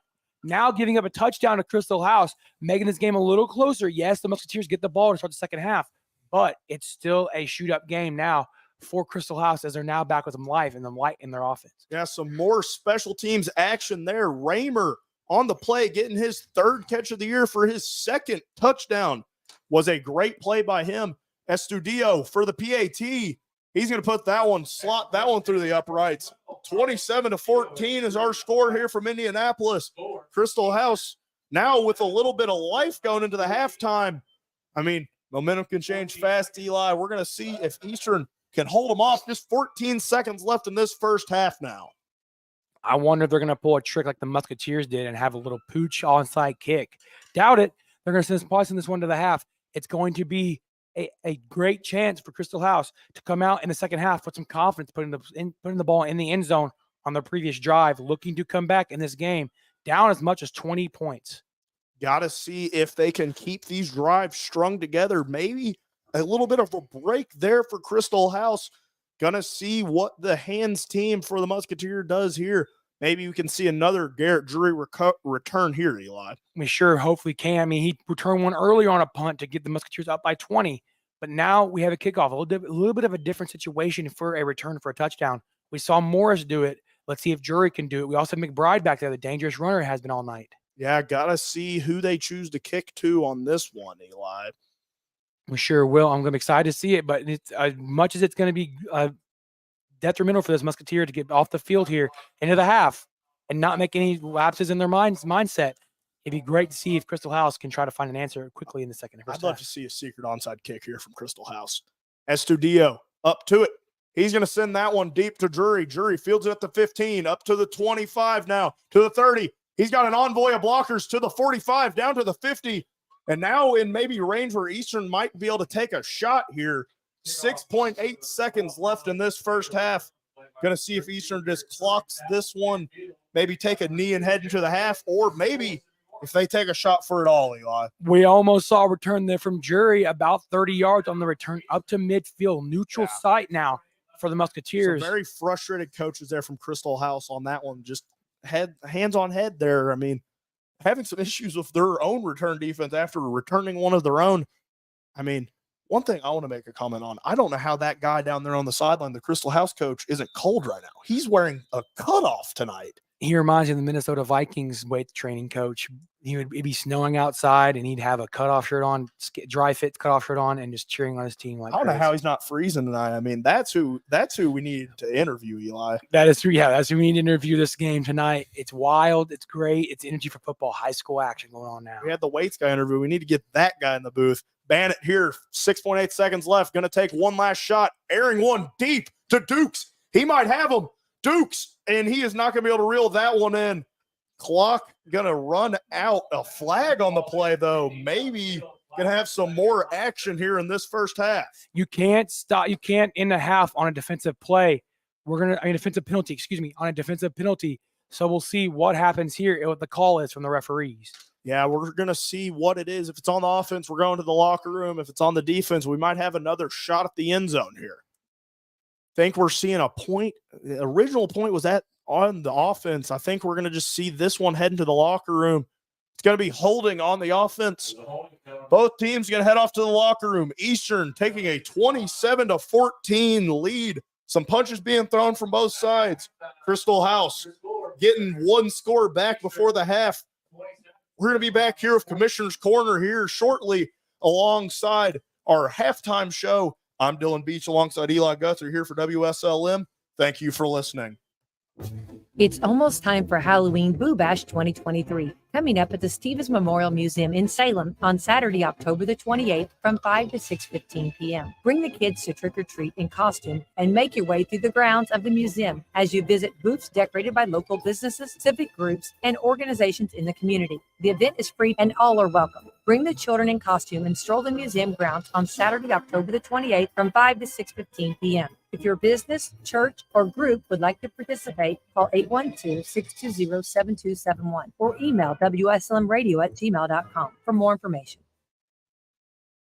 It's time for the Commissioner's Corner, an exclusive weekly conversation about Indiana high school sports with the Commissioner of the IHSAA, Paul Neidig. Now for an up-to-the-minute report about what's happening in the constantly changing world of high school sports. Here's Coach Bob Lovell with Commissioner Paul Neidig. Welcome back, everyone, to our weekly conversation with the Commissioner of the IHSAA, Paul Neidig. We call it the Commissioner's Corner. And Commissioner, this sounds like what we talked about last week, but you might be as busy as a group of professionals can be this weekend. Volleyball regionals, football sectionals, cross-country regionals, boys and girls soccer semis, boys tennis individual. Anything else you can squeeze in there this weekend? Well, Coach, we're going to find a few things. I know that, and we're doing all this. And girls basketball practice started this week, and our winter sports are kicking off to get their season started. Right. So it's been a busy time in the office this past couple of weeks, and will be for a few more weeks. But you know what? We're celebrating kids' success throughout the tournament series and their chosen sport, and we're thrilled to be able to do that work. And so we're excited, but stay tuned and come along with this ride with us for the next several weeks because it's going to be a lot of fun. Well, you're closer to it, obviously, than I am, but I get the sense that things are going well and that we are still amazed at the accomplishments of our young men and women and how good they really are in our state and what they do. Yeah, I mean, and we talked about it before, Coach, but it's always worth celebrating. It starts with, first of all, a tribute to the parents who give their kids an opportunity for success. But then we just have incredible coaches that are education based, education first, that make sure these student athletes are getting it done in the classroom, and then we train them up on the field to play. And because of the commitment of coaches that we have, we've got kids that are doing amazing things out there. I want to stop short of saying, the measuring stick is not post high school success as an athlete. The amazing things come in when these student athletes continue to grow, develop skills, and carry those skills with them through the rest of their life, whatever they're doing, whether they're working in a bank or a doctor or a lawyer or a school teacher, or a police officer. That is what the real success of this business is in the end. I think another measure of it too, Paul, is the number of volunteer coaches you have around the state who want to give back to the sport and want to give back to the community. And yeah, they may have sons or daughters who participate, but a lot of people who played during their high school years, they love sports, they love being a part of it, and they want to contribute back in their community. What you just said, it kind of reminds me of the old saying, Coach, it takes a village. And it does take a village of people to run this education-based sport platform that we have, and volunteers are a huge part of that. And that even goes back to the time when I was in school. There's always been people who just want to give back. They want to serve their school, their community, and the student athletes, and they don't take a dime. But they still do it in the eye of the public, sometimes with unfair criticism. But these people are still coming out trying to help family student athlete when they're together with them on the field of play. In addition to what we already talked about, we have sectionals in football around the state, and I'm hopeful that you are guaranteeing good weather this weekend. Well, we're working on it, Coach, but we're rolling right around the corner into the fall, and we know the temperature's going to vary a little bit, but let's keep that rain away. That's the biggest thing for us. I don't mind being a little chilly, but I don't want to get wet, and I know our fans are like that also, but it's such a special time of year, and I've sat in rainstorms that almost raining so hard that it's raining sideways. And I'll look up and both stands, the visiting team and the home team, are packed with fans that still want to come out and watch high school sports. And that's the dedication around Indiana and people who care about what these kids are doing. He's the commissioner of the IHSAA. It's Paul Neidig. This is our weekly conversation about all things IHSAA related. Get out. You have plenty of opportunities, fans, to get out and watch the kids in your community participate. Tournaments, regular season, it's that time of year. Paul, it's been a fantastic time having you again. I look forward to doing it next week. Be safe out there on the highways, and thanks for taking your time. Thanks, Coach, and we'll talk to you soon. Thanks for listening to The Commissioner's Corner with IHSAA Commissioner Paul Neidig and Coach Bob Lovell. And thank you for your continued support of the high schools in your community.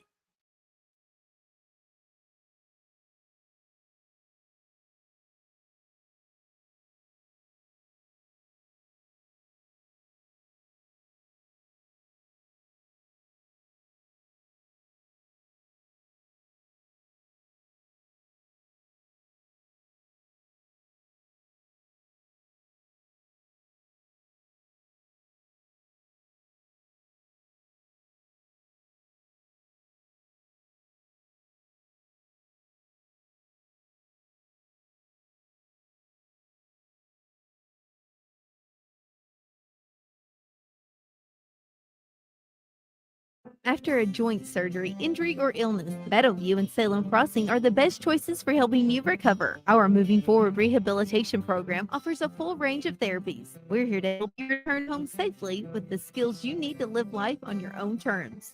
Meadowview and Salem Crossing, two great options for your rehabilitation. To learn more, visit asccare.com or call 888-996-8272.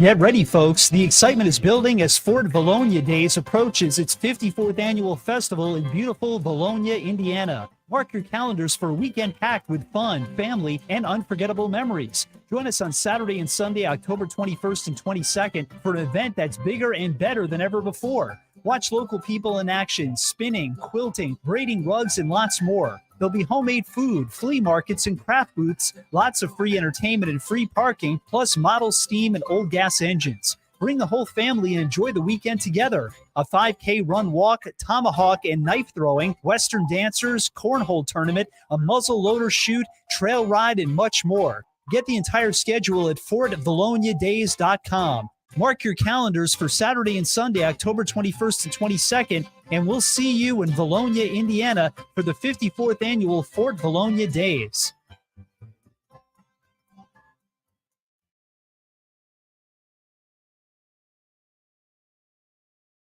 After a joint surgery, injury, or illness, Meadowview and Salem Crossing are the best choices for helping you recover. Our Moving Forward rehabilitation program offers a full range of therapies. We're here to help you return home safely with the skills you need to live life on your own terms. Meadowview and Salem Crossing, two great options for your rehabilitation. To learn more, visit asccare.com or call 888-996-8272.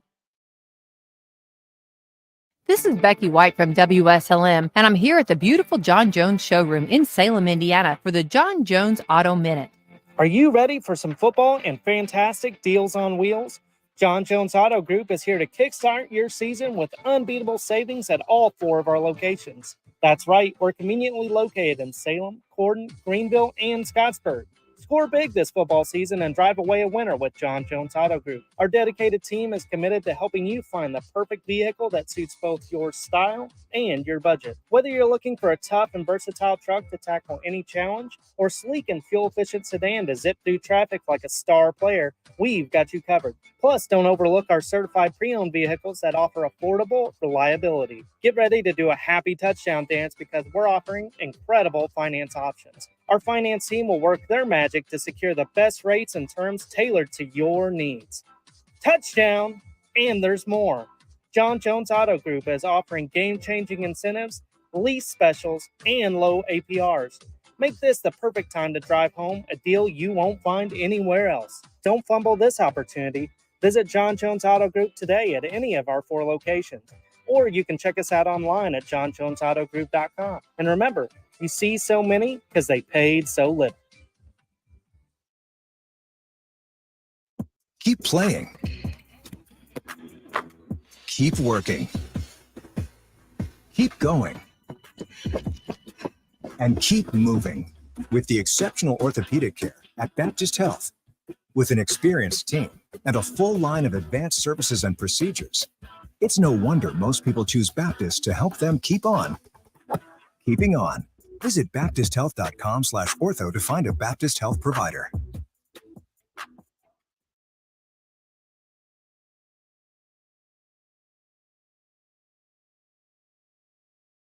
Party time is rolling on at McDonald's in Salem, Mitchell, and West Baden. Hosted birthday parties are continuing to gain in popularity. McDonald's birthday parties include goodie bags for each guest, a gift for the birthday child, meals with the choice of cheeseburger, hamburger, or nuggets, along with fries, choice of drink for each guest, a birthday cake, and ice cream. Now the Play Place is closed for an inclusive 2-hour private party. That's right, the Play Place closes down for the 2-hour event. Call event coordinator Renee Lewis at 812-788-0126 to schedule your party for Salem, Mitchell, or West Baden today. Renee and her staff will set everything up, take care of all the serving and work during the party, and take care of all the cleanup. All this for a party of up to 10 kids for $130. And it's just $5 for additional children. Parties at Salem allow children to play, while the McDonald's in Mitchell and West Baden will feature age-appropriate games. Let McDonald's make your child's next birthday party stress-free for you and fun for them.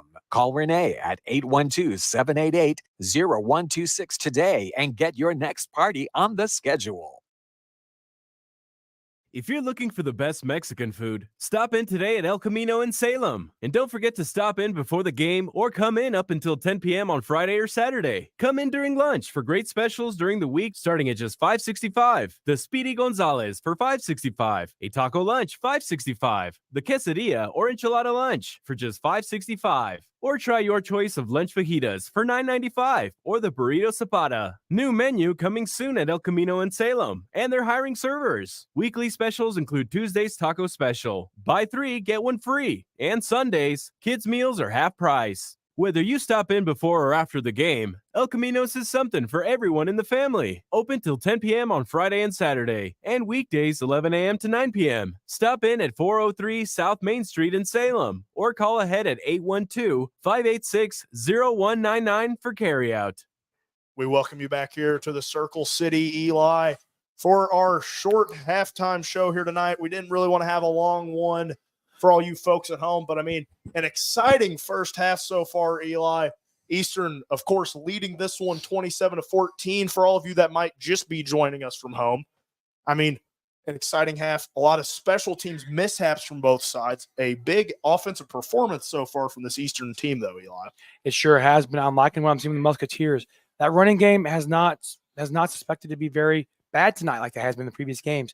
They've been doing very well, finding lanes and able to get through things and not be halted in the backfield, making mental lapses. Those would be very, very disappearing tonight in this game against a lower-end Crystal House team. Yeah, gonna see how Crystal House responds in the second half. Of course, Eastern starting up this second half with the ball after allowing that opening kick to be returned for a touchdown, Eli. That was an exciting start to this game. I wasn't even ready for that to start. I mean, never do you ever see an opening kickoff get housed like that. A huge swing of momentum there. But then after that, it was all Musketeers for a really long time, scoring 27 unanswered. But then right before halftime, Eastern throwing that interception down to number 2, Gill. Crystal House stalling out that drive, punting down, ends up being a good thing. Muffing the punt was Drury looking to maybe try to return one of his own again, but still giving up bad mistakes has just plagued this Eastern team. And I mean, it hasn't hurt them so far yet tonight, but I mean, it's a 2-score game. Should be a 3-score. It really should be a 3-score at this point. Honestly, we mentioned during our talk before the halftime show here that if that run from Bible on that play in the second quarter, if he would not got called back for an illegal blocking, this would be a whole different game.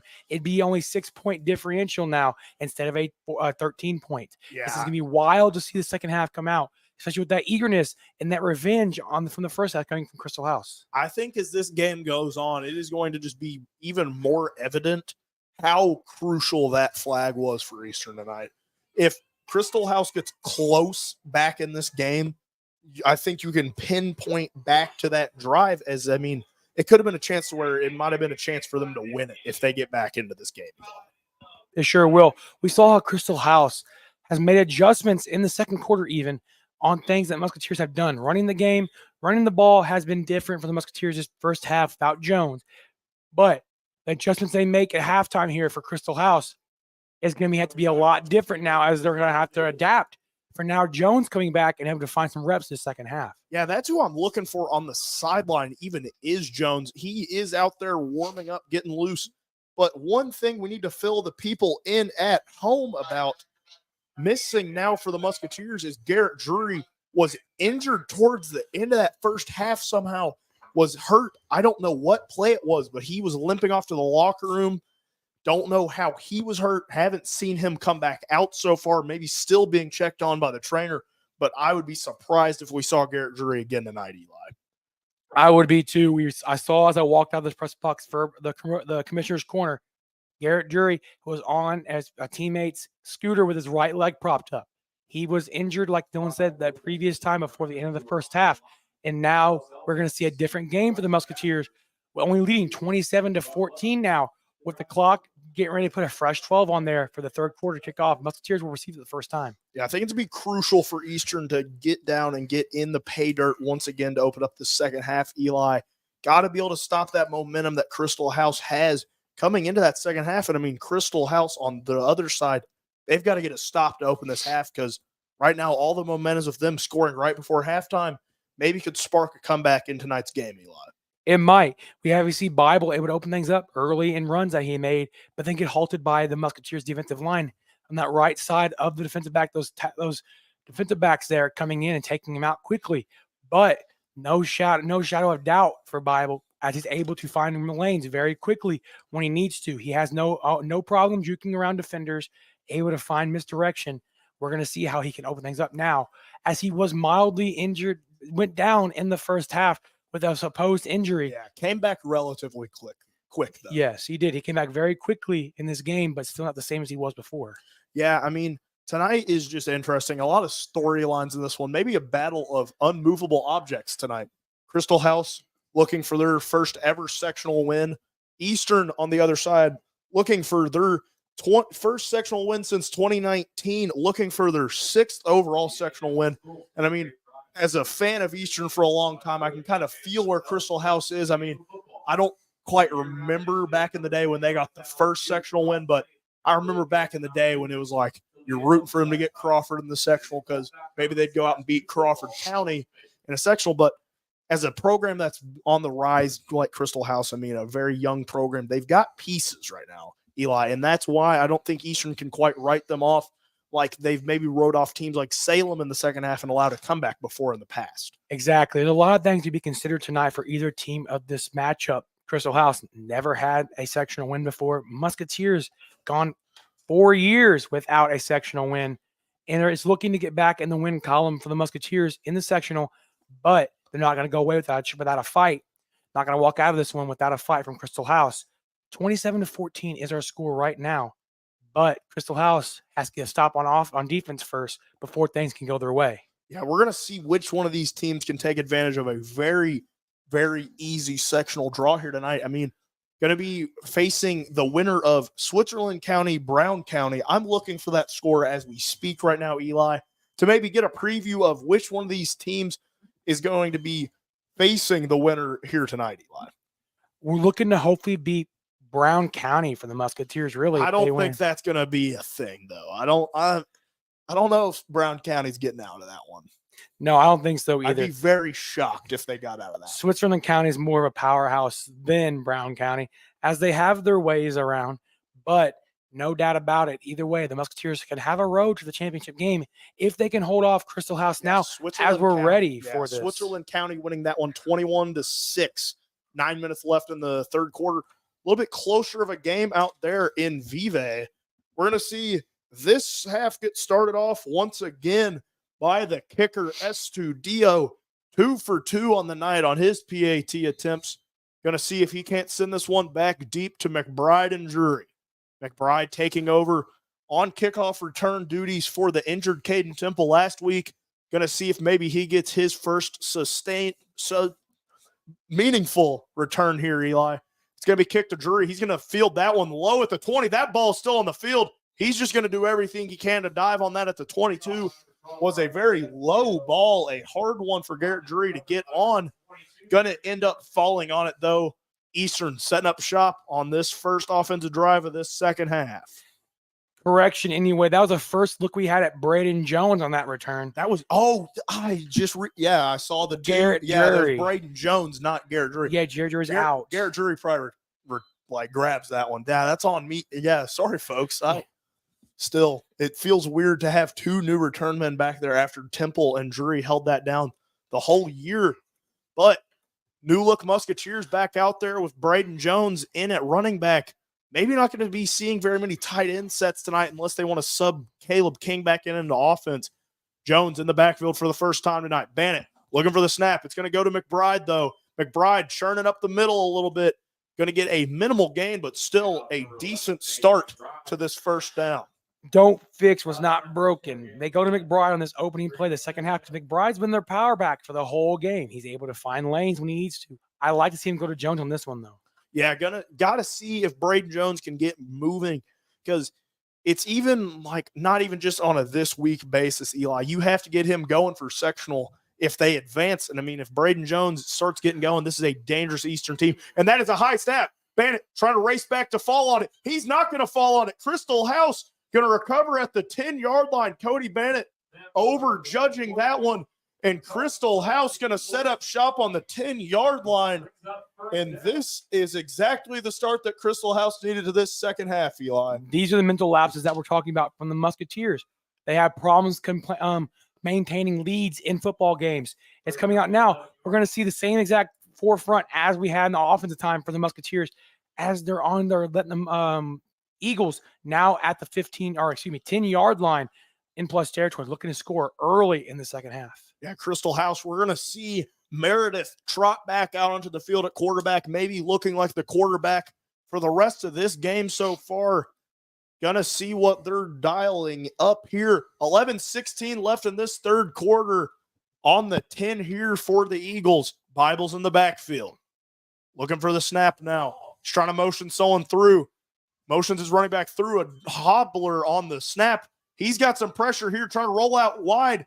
Gets up to about the 10 before being pushed out of bounds. I think we've got a flag down on the – or wait, just was a glove that fell off on that play. Very minimal gain there from the quarterback. He was bobbled the snap, thinking it was going to be a false start penalty. I saw him there. He hesitated to pick the ball up as he thought the ball was going to be dead there. But now we're going to see a second down and about 9 coming up for Crystal House. The Musketeers can hold off on defense here, hold to a field goal. We might still have some luck here. Yeah, he was trying to motion his running back, Bravo. He was out wide receiver on that play, as he'll often go out there when Bible is the halfback. Wasn't getting the motion through, was maybe trying to get a jump there, was getting close on the play clock. But now Meredith back out there, 4 wide receivers. Bible's the lone running back. He's looking for the snap once again, trying to get a jump. Motions Bravo through. Gets the snap, hands off to Bible. Bible up the middle, trying to turn into the end zone, down to the 1, being wrapped up towards the end zone. We're going to see where they mark it. Don't think they gave him the touchdown, but a 3rd and about 1 here. Going to see if Eastern can bend, not break on this 3rd and short. They're definitely going to see if they need to not break here. They're on the half-yard line with Bible able to almost get his head ripped off and still get the ball to the 1-yard line. Now we're going to see if the Musketeers can, like you said, not bend, but not break. They still had a first down on that drive. They gave him a first down on that one. Had the ball started on the 10, still maybe had enough room to get a first down. Going to see if they can't punch it in here now. Meredith in the shotgun from the 5. Looking for the snap. Takes it. Fakes the handoff to Bible, trying to get outside. Meredith trying to waste to the edge, and he is going to beat Cody Bennett to the outside. Crystal House scoring a touchdown. Going to be 27-20. And now, just like that, after a Musketeer mistake, it is just a 1-score lead here from Crystal House. And could you imagine if that touchdown didn't get called back earlier, Eli? The Crystal House would have a 1-point lead after this extra point pending from them right now. But this is the start the Musketeers did not need in the second half. It's like we saw at the beginning of the game here. Crystal House returned an opening kickoff for a touchdown, had the early lead. Musketeers turned it right around. Bad start then, bad start now. Musketeers have horrible on starting the opening halves. S2 Dio out here to dot the I here. It's it's faked. The snapper, he's going to run that one in. The holder, John Bible, picking that one up.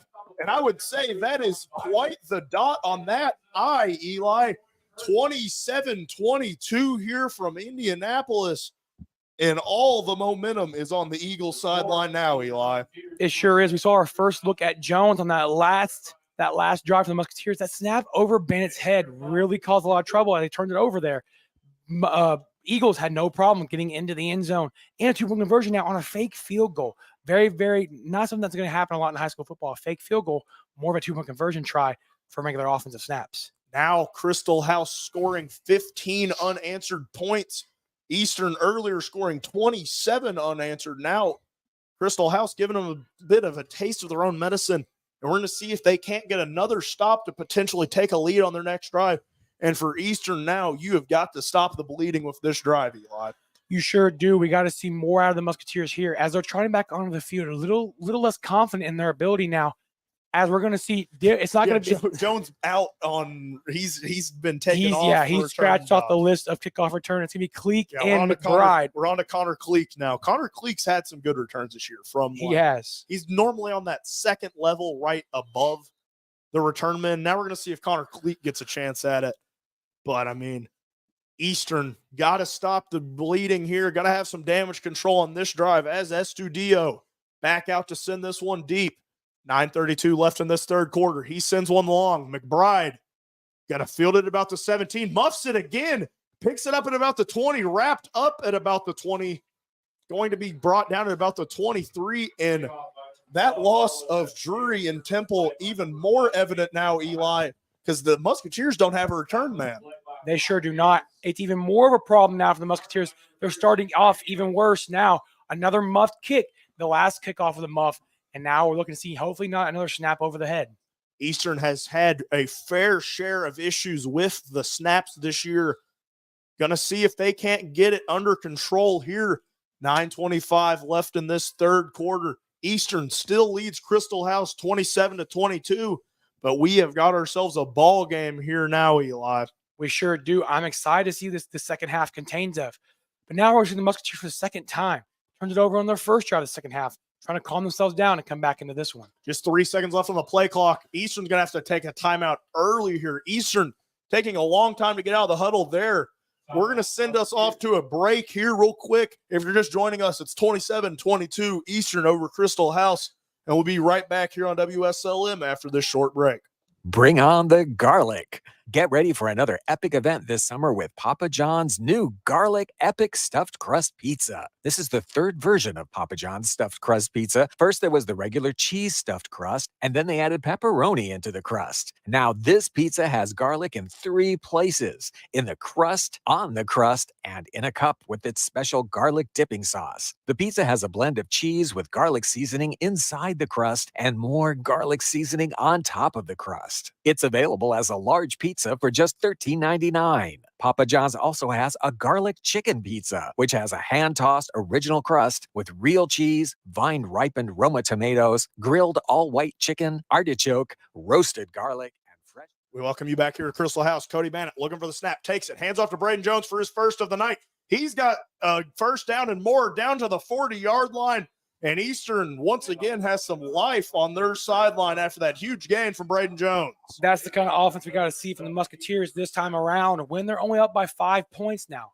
The Musketeers struggled in their opening drive of this half. We got to see them change things up a little bit and actually get things going to get a suitable drive here. Yeah, we're going to see what Eastern can do now from the 41 here after that big Braden Jones run. Welcome back to the offense to Braden Jones on that play. 2 backfield. Once again, gives it to Braden Jones again. He's going to have another run here, getting up, trying to get to the first down marker. He's going to get tackled past the first down marker, now into Eagle territory after another very productive Braden Jones run, Eli. Yes, it is. Great Braden Jones. He's actually doing something very great for the Musketeers now. He's only had three carries so far for the Musketeers after muffing that kick in the opening part of the second half. Great job for him to start now. Yeah, Braden Jones finally getting his groove back maybe now tonight. Going to see what Eastern does now from Crystal House territory. Bannett with 2 running backs once again. Looking for the snap, takes it. Hands off to Braden Jones for the 3rd straight time. Going to be wrapped up earlier on this one, but still going to get forward to about the 45, 44 for a good little gain of about 3 or 4 on that one. Very run heavy for the Musketeers on this next drive. It's really working out for them so far. They're down the field very quickly. This drive's only been about a minute and a half in, and they're already down in the Crystal House territory. Yeah, Eastern certainly driving now. 8 minutes left in this third quarter. Eastern still leads 22-7. Eastern trying to get a little bit momentum back on their sideline after Crystal House has scored 15 unanswered. Cody Bannett, 2 running backs in the backfield, 2 receivers off to the right. Takes a snap, hands off to McBride now. Gets up to about the first down marker, going to be stopped just shy there. Great tackle there from Crystal House, and somehow Aiden Miller ending up blocking all the way down on the 30-yard line. Misdirection there from the Musketeers as Miller down there fixing up his shoestrings on that one. Down the field for some weird reason at the 25-yard line. Surprised I didn't get a flag there from a legal man down the field. It's not a pass. That's not illegal there. That's true. It's only on a pass. It's not illegal. He's good there. He's just doing his best Michael Orr from The Blind Side impersonation. That was probably a tall tale since that movie didn't exist. Bannett to Jones now. He's going to have the first down, churning now past the 35, wrapped up at about the 34 or 33 there. Good little run for McBride to convert. Clock's going to stop momentarily at 7:01 in this third quarter. Eastern now deep in Eagle territory. Going to see if they can't cap off this drive with 6. Musketeers moving the ball now very quickly, trying to find their way as they're trying to put the ball back in the end zone, giving up 15 unanswered points to Crystal House. I'm liking what I'm seeing. Bannett looking for the snap. Takes it, keeps it himself. He's got a little bit of space. He's past the first down marker. Ball's going to come out. We're going to see if they're going to rule that a fumble or not. I think I see it in Eastern's hands at the bottom of that pile. Bannett going to recover it himself. Going to end up being a useless fumble there. Going to keep it, gets a first down. And this Eastern team is successfully driving after just a momentarily scare there. It is now another turnover would have been terrible for the Musketeers there as they're having trouble can maintain the offensive possessions in the second half so far, turning over on their first possession. The second possession is going very well for them. Let's hope they can keep this up. Eastern now down to the 25-yard line. Bannett, 2 running backs still here. Hoffman is in the slot, maybe unmatched right now, maybe to look for a pass here. 2 wide receivers off to the left. Bannett looks for it. He's going to throw. Looks for Hoffman now. Hoffman going up to grab it. Gets batted down by number 2, Gill. He was the one who had that interception earlier, making a good play on the ball, denying Eastern from what would have been a goal line setting up pass. Bannett was given instant pressure from the Crystal House defensive front on this pass play. He let one fly, absolute duck in the air. Triple coverage made that be a fact. Triple coverage down to Hoffman. Hoffman was able to convert that one. Had to almost knock it down. Good defensive play from Hoffman there, knocking it down to avoid the interception. Yeah, Hoffman trying to climb the ladder to get that one. Not successful. Eastern hand is off to Jones out of the 2 backfield second. We met early, setting up a maybe 3rd and 8 here. Braden Jones maybe finally catching some steam here. Going to see if he can't get it going here now on 3rd and 8. 3rd and 8's a big down for the Musketeers, as it's going to be 4 down territory no matter what position they are. They're not going to be punting it from the 21-yard line. But now we're seeing Jones getting tripped up a little earlier than he would be, but another turning his feet is great for the Musketeer offense right now. Eastern back out there in the 2 running back set. Taking the snap, gives it to McBride. McBride trying to bust upside, now getting up middle. He's going to be stuffed at about the 20, and Eastern now going to have a very interesting 4th and 6 here. We're going to see if this Eastern offense can convert or if they're going to sputter out after a very productive drive so far, Eli. A small gain there from McBride. This drive starting at the 20-yard line of the Musketeers' backside here. But now we're going to see if the 4th down and 6 can carry the Musketeers into a first down. It's going to be interesting to see what Eastern draws up. Normally on a situation like this, they throw an out route to Caden Temple or maybe a comeback route to Caden Temple. One small issue, he isn't in the game, but Bannett taking the snap. He's going to fake the handoff, keep it himself. He's going to have the first down. Another huge run for Caden Temple here tonight. And Caden Temple Cody Bannett, my bad, guys. Cody Bannett, a huge run on that one, continuing to keep these drives going tonight, Eli. Continuing to put his fair share into this game tonight, able to turn things around for the Musketeers after a few bad handoffs there. Now we see the Musketeers in favorable position at the 14-yard line. First down and goal coming up. First down and 10 coming up. Yeah, Cody Bannett saying, my running backs aren't going to do it. I'm going to go do it myself. Keeping it himself once again. Now Jones, the lone running back. 4 wide receivers for Eastern here. 2 on each side. Bannett looking for the snap now. Takes it. Hands off to Jones, and Jones is going to have room. He's going to try to hurdle into the end zone. Gets brought down at about the 2. Trying to hurdle over a man, trying to channel his inner Le'Veon Bell there, and he is going to be stuck short there. Lucky he maybe didn't fumble that one. Big boy that time getting up there on that hurdle, not able to clear the defender completely. At first, I thought that was a penalty in high school football. You try to hurdle someone, you make contact with the defender, it's a penalty, but I guess that rule has changed since that would have been a no. Yeah. Being top 10 right there. First and goal from the 3. Braden Jones trying to punch it in. Kitty reach over. I think they ruled him down. We're going to have a flag on the play regardless. Going to see there Braden Jones trying to reach forward. Maybe his knee was down first, but they ruled him down. We're going to see what this flag's all about, Eli. That flag was in defensive secondary that time from the umpire back there. I don't know what they're going to be calling this time. Looks to be maybe a hold on the defense. Yeah, we're going to see what the ref calls there.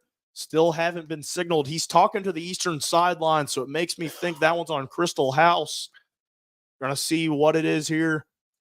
Thinking it may be an illegal hands to the face, maybe, Eli. I don't know. I don't feel like that's going to be something we're calling here tonight. I don't think so either. Illegal contact, maybe, that contacting the defensive line, or maybe they could have rushed the center. They could have blocked. They could have opened the center up, blocking him before the ball was snapped. As the ball was snapped, excuse me. We're going to see right now. Let's see what the ref's calling here. On the defense here, we're going to see if Eastern gets it down to that like half-yard line. Don't even end up giving us the penalty. They just said it's on the defense and just moved on there. I guess it didn't really matter. So, going to see what the call is from Eastern here. 1st and 3. We'll see if Braden Jones can welcome himself back to the offense by capping this long drive off with a touchdown. Bannett looks for the snap, hands off to Jones, and he's going to walk up the middle. Braden Jones extending this Eastern lead back out to 2 scores.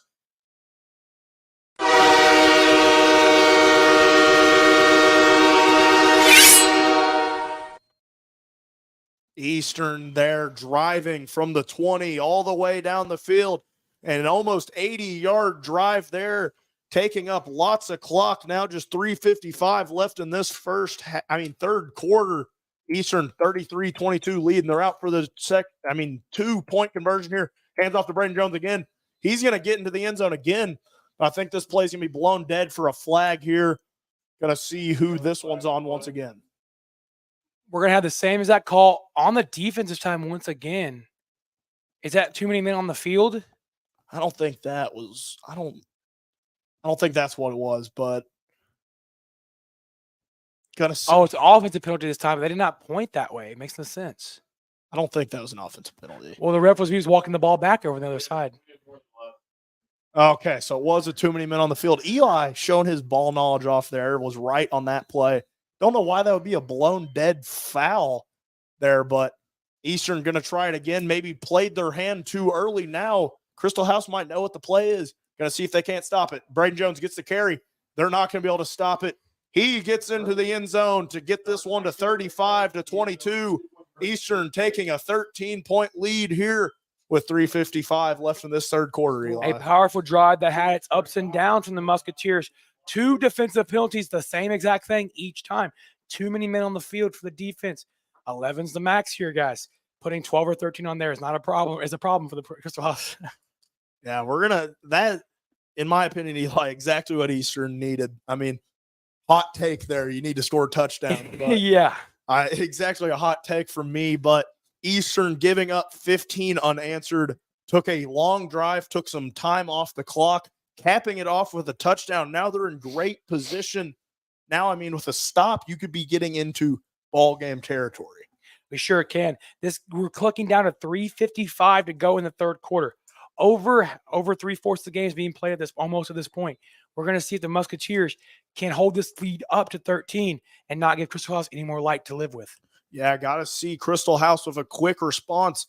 They've been the dominant team as of last, but that is a drive that might take the wind out of their sails. Eli was so close to getting off the field a couple of times there. Cody Bannett extending to keep that drive going on that 4th down conversion. Going to see how Crystal House responds here, what quarterback's in for Crystal House, and if they can keep their momentum going into this next offensive drive. We're going to see that for sure. Bible able to find some lanes the last drive around, able to get them into the end zone, only 10 yards out, of course. But it's something to see now as they're going to have the dangerous return in the backfield. Bible and is it what's his Morris. Morris and Bible. Bible and Morris. Come on, dude. Do your game prep, Eli. I had my game prep. Buddy. I was looking at your board, just could not quite find the player right there. Come on, buddy.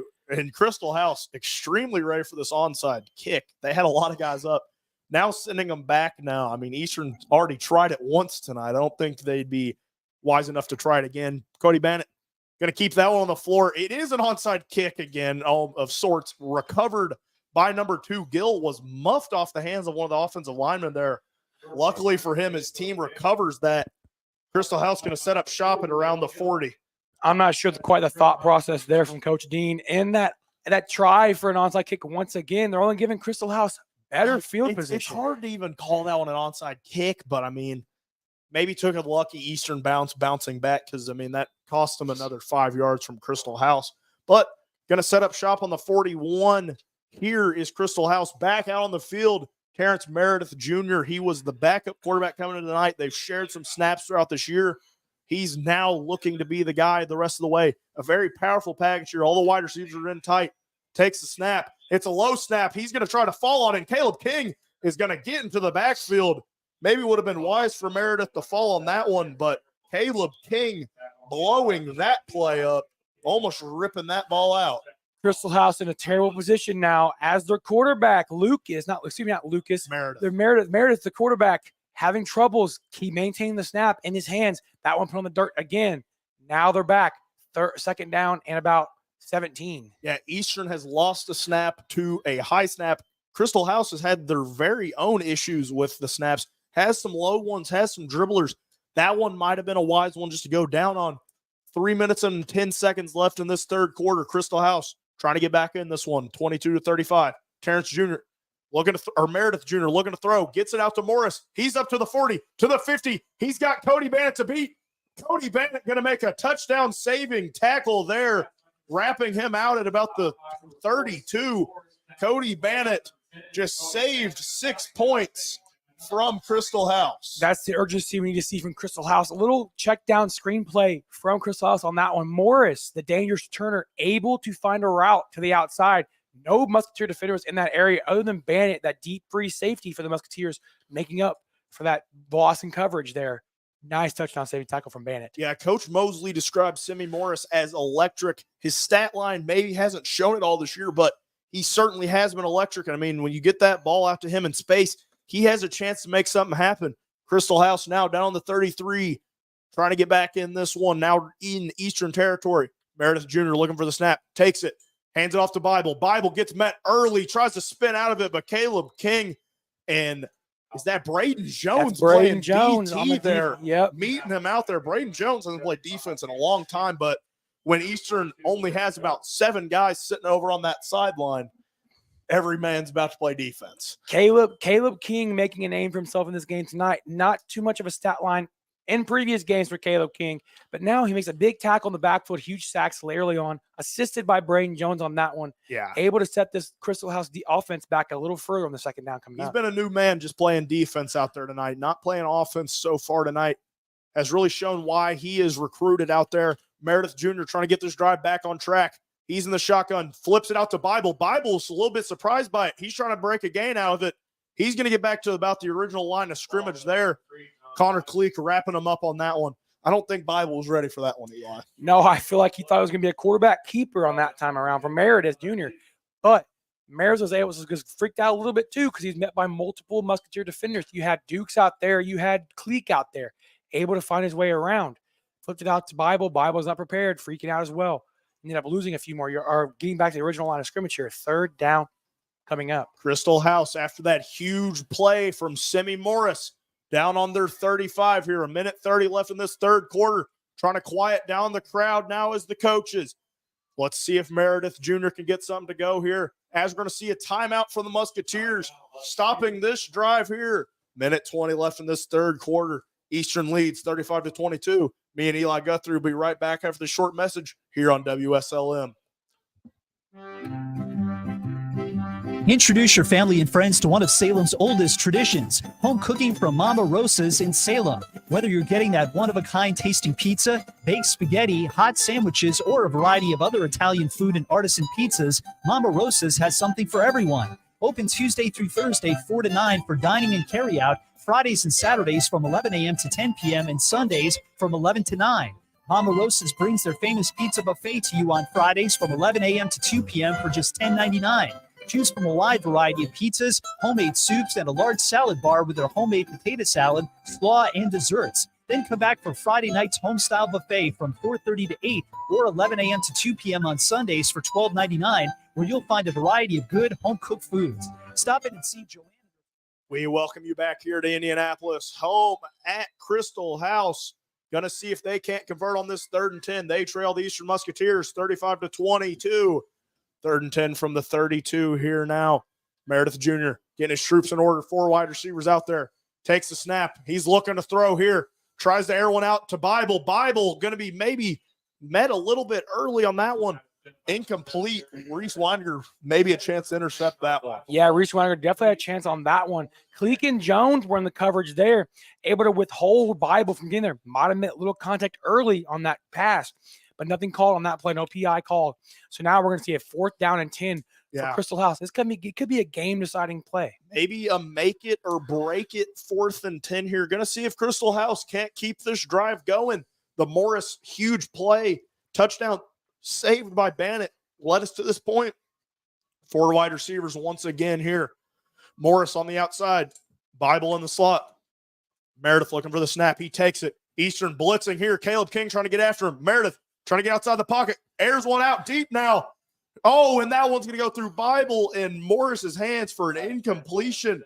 I think maybe a little bit of confusion from the 2 receivers on who that one was going to. Meredith had instant pressure from Guthrie on that play. But now Caleb King able to find the outside once he scrambled out to the far sideline. But now it's turnover on downs.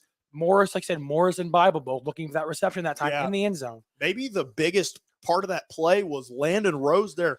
Great quarterback contained from the middle linebacker on that play, making sure he didn't take off and scramble. I think Meredith might have beat him in a foot race if he tried him there, but Landon Rose still showing there on that quarterback contain. Maybe a QB spy of sorts on that one. A good little play from Landon Rose as this Eastern team sets back up on their own 32. 1:04 left in this third quarter. 2 running backs once again. Reese Weininger alone on the left side. 2 receivers off to the right.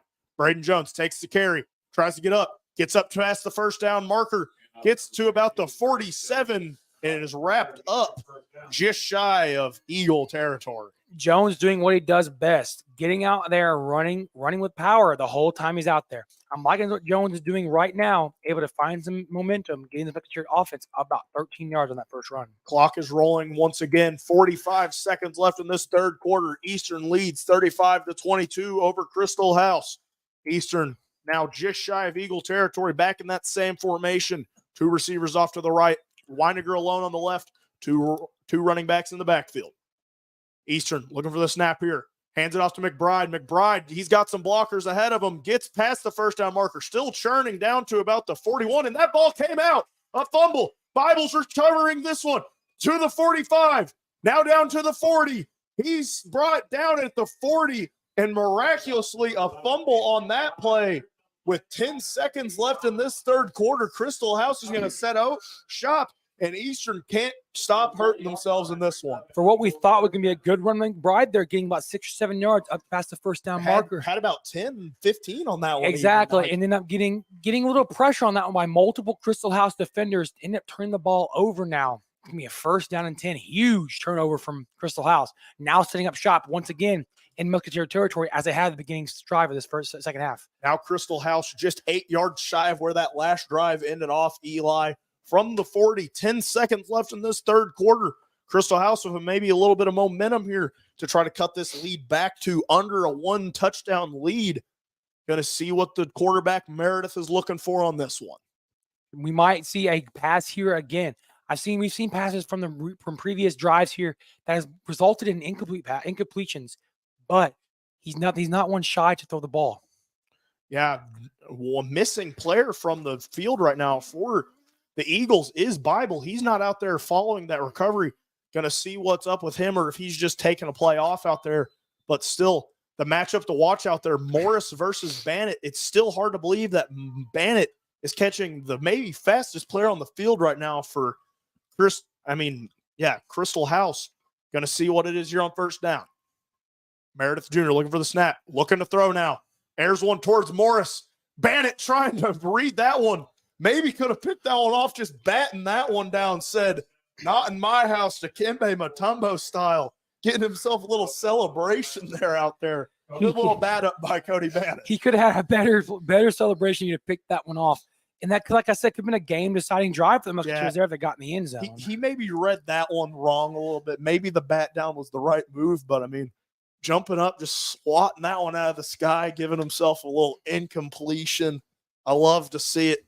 The cornerback celebration is one of the most mocked things in sports, but it's still funny to see every time, Eli. It This sure is. 2nd and 10 here for Crystal House. Meredith Jr. trying to lead a drive from inside Musketeer territory.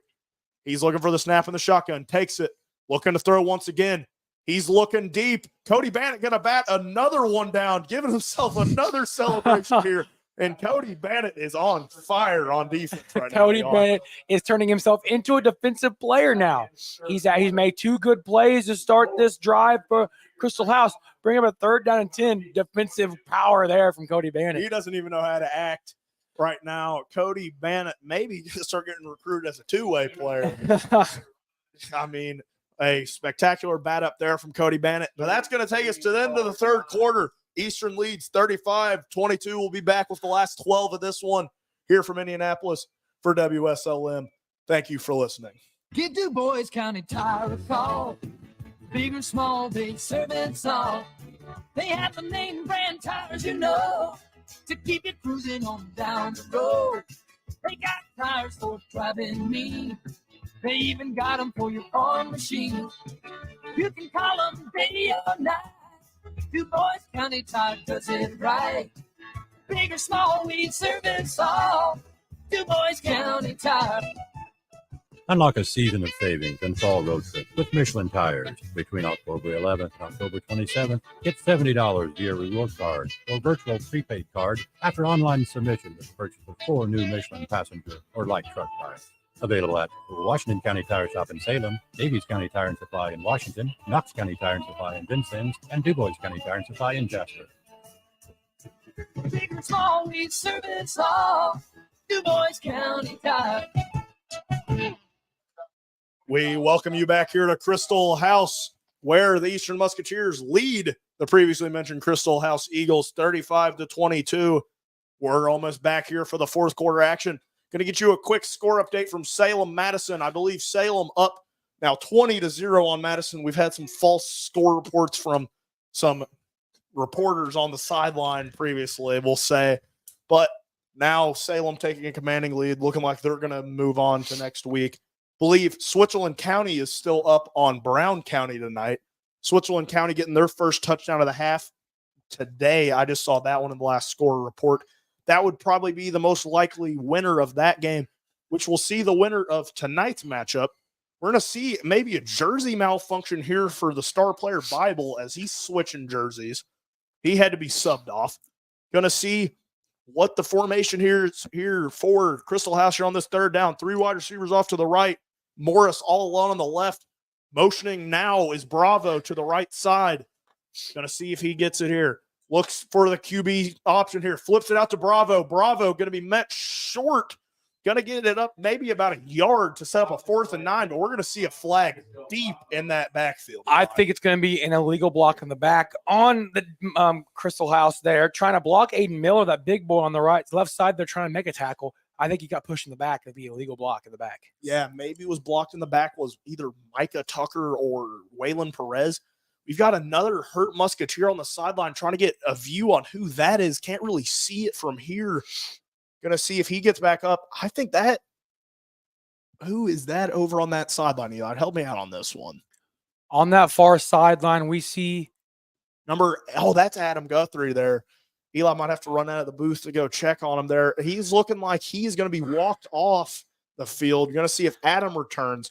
Adam – has been getting a lot more playing time as of late, as we've mentioned in previous broadcasts. Eastern, a very injured team here lately. Adam Guthrie going to limp off the field on that one. We're going to see if he returns back after he gets checked on. Still haven't seen Garrett Drury return to the sideline at all tonight. Or if he has, he snuck past us. Yeah, he sure has. Now, Guthrie's been dealing with some ankle injuries the past few weeks. Both of his ankles being sprained, but still putting out some work on the football field. But it looks like another ankle injury. That's inside information right there, folks. Meredith in an empty backfield. 5 receivers looking to throw here. Gets it to Morris at the 45. Slips a little bit to the 40. Now to the 35. Met by a couple. Still in. Down to the 30 now. He's going to be close to the first down marker on that 3rd and 20. We're going to see what the call is. I think was shoved out of bounds, but we had a flag on that play.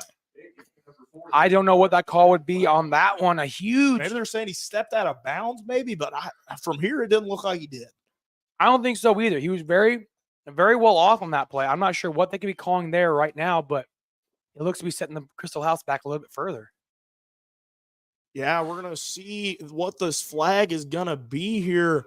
Crystal House was close to that first down marker after that 3rd and 20. If they didn't get the first down, they would have at least had a very interesting 4th down. Yes, they would. Now moving back even further for Crystal House, bring up a 3rd down and about 14, no, 20, not 17, but 18, yeah.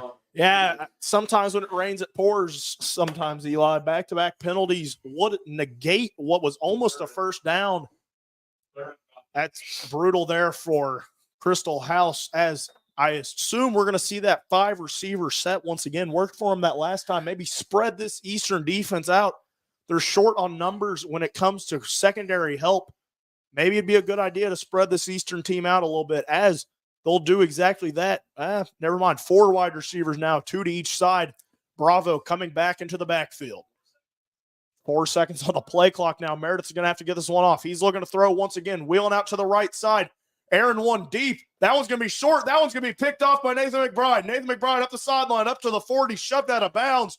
Huge interception there for Nathan McBride, his first of the year. McBride gets shoved out of bounds on that interception. Ended up again losing his balance and taking a seat on that track on the far side.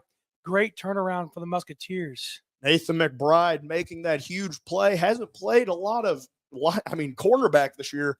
Slotting out there tonight was Nathan McBride on that play.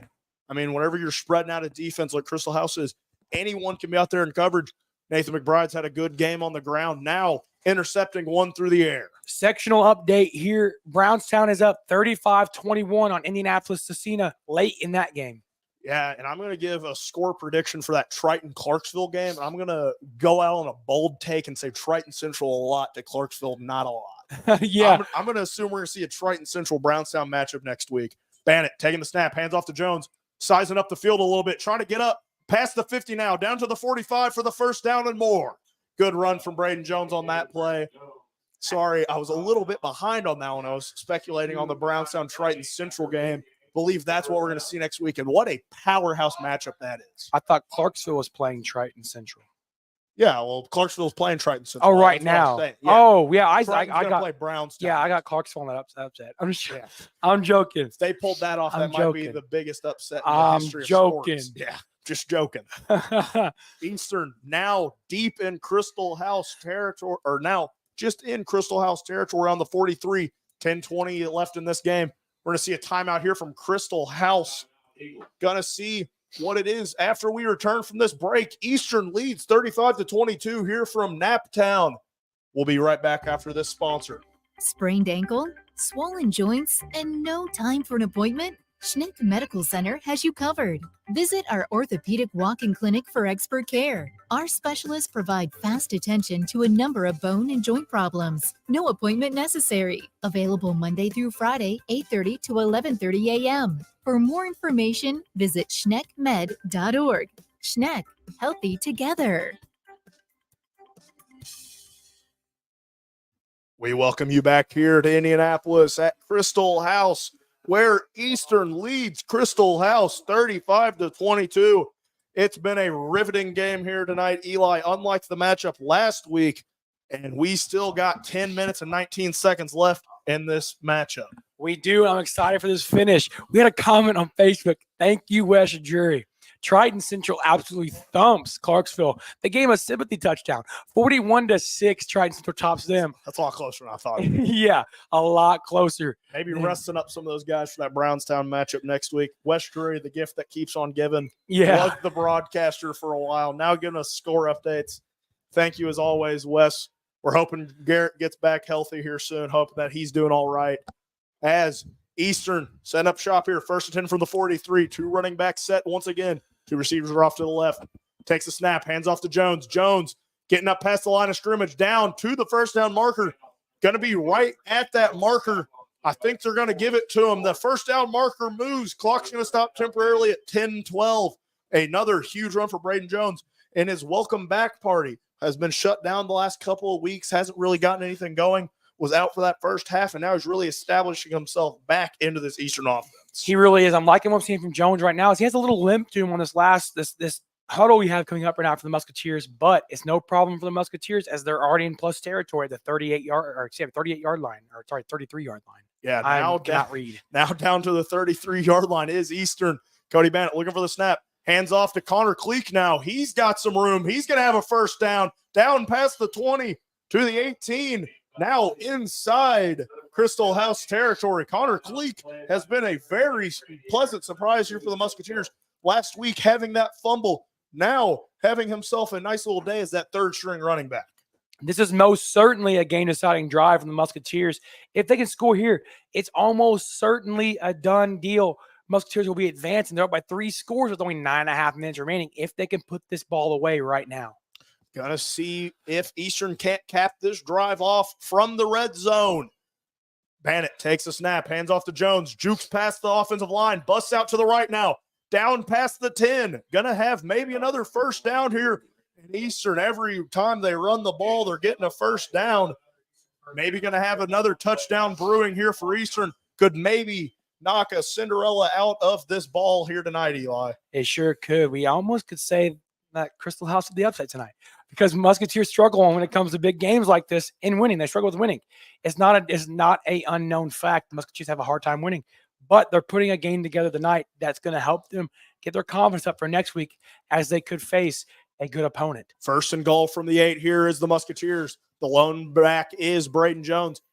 McBride now a wing back. Bannett taking the snap, hands off to Jones, trying to get into the end zone. He trucks forward into the end zone.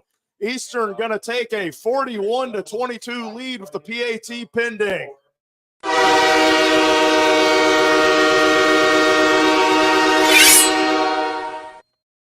Braden Jones has been running like a man on a mission in this second half of this game.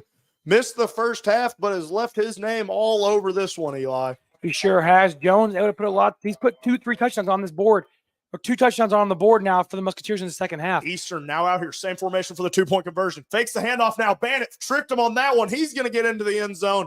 A great read there from Cody Bannett. They bit on that one. Now Eastern going to have a 43-22 point lead, Eli. A high-scoring affair for the Musketeers now, putting up 43 points. This is the most points. This is the second most points they put up all year. 48 to Crawford County to their nothing. But now 43-22. That was a game-deciding drive, as we might see the clock expire before Crystal House has a chance to come back. That was a spectacular drive there for Eastern, capping that one off from that Nathan McBride interception.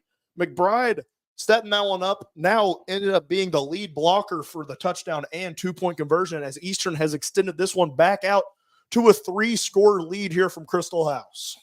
Yes, I'm like I was seeing for the Musketeers now. Their offense is putting some things together right now as we speak, but we can't count out the opponent anyway. I know I said previously that that may have been a game-deciding touchdown there for the Musketeers, advancing them to the next round. But Crystal House is still not out of this game yet. It's 21-point lead for the Musketeers, yes. But we can see Bible get things going now and get some quick touchdowns, get the ball back. Score update from Washington County. Salem going to end up knocking off Madison 20-8 tonight.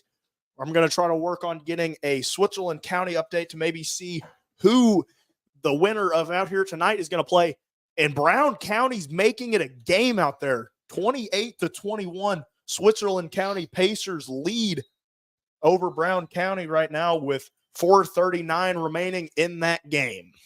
What a outstanding game there over at Brown County. In Indianapolis, the Pacers might win down in Switzco. That feels weird. It does feel weird. We'll see. We're in Pacerstown. Yeah. Bannett going to send another little low wafting one here. Going to be fielded, trying to churn up the field. A big man there gets wrapped up by, I believe, number 23 on the play for Musketeers. Musketeers have too many jersey numbers right now because we don't even have these guys on the roster in these jerseys. No, we don't. And we also see for the first time tonight, little Colin Jones boy out there putting in some work on the defensive end, the kickoff. I've seen he got his hand on that tackle recently too. Now that ball was kicked to Lucas Bassett, was trying to do his best on that return, making it a pretty productive return. Not going to do a full-on return like we've seen maybe in the NFL a couple of times, but you never know. Anything can happen when that ball is kicked off, Eli. Oh, yeah, definitely. We had that one to start the opening kickoff of the game. No more after that except for Drury's punt return. That was electric, by the way.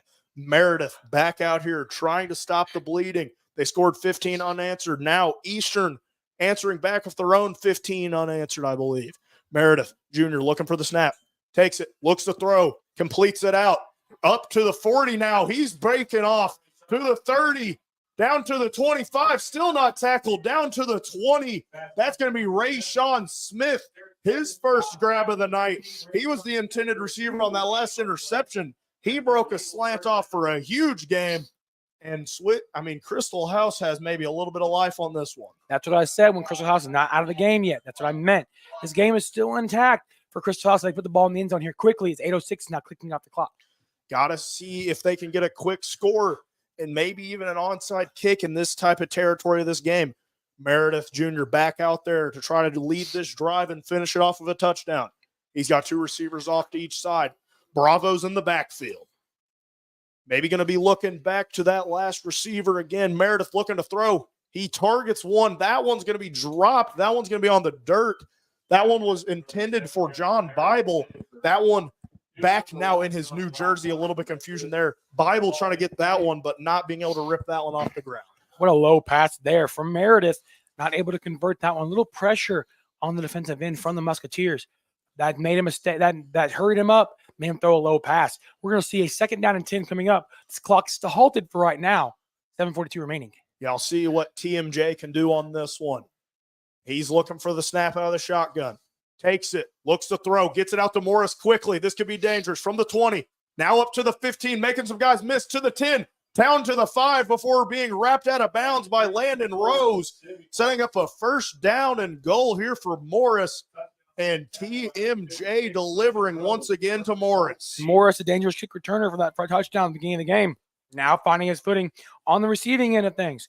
Putting one down at the 4-yard line, 6-yard line, setting things up for a good start. Yeah, now down on the 6, Crystal House. Eastern back on the goal line here. Gonna see if they can't get a stop. Taking the snap is Meredith. Looks for, and it's intercepted by Landon Rose on the 5. Landon Rose getting in between that one. For number 4 for Bible, Landon Rose getting in between that one, and Eastern might have an opportunity to run off even more time in this one. What an interception there from Rose, something we haven't seen out of Rose yet this year. That was a lurker. That was amazing. That's a defensive lineman's dream right there, to get an interception, and he did. Not returning it back, but now the Musketeers have time to run this thing down a lot more. Yeah, Eastern 7:24 to burn in this one.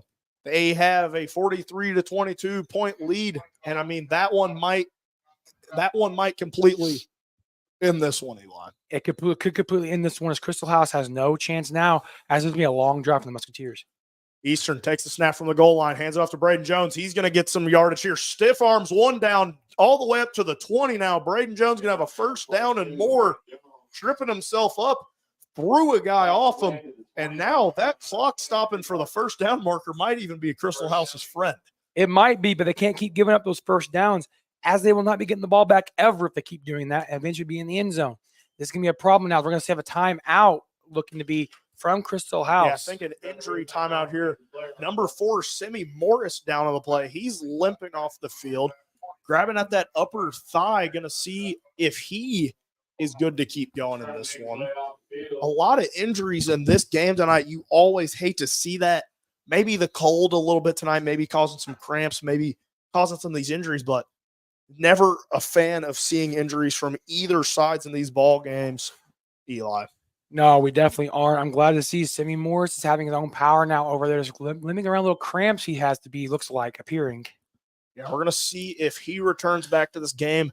Has had quite the game for himself tonight, having that opening return touchdown and then helping propel this Crystal House offense to a lot of successful drives here tonight, Eli. He sure has. It's too bad he got hurt when he did, because they're going to need him in the rest of the remainder of this game.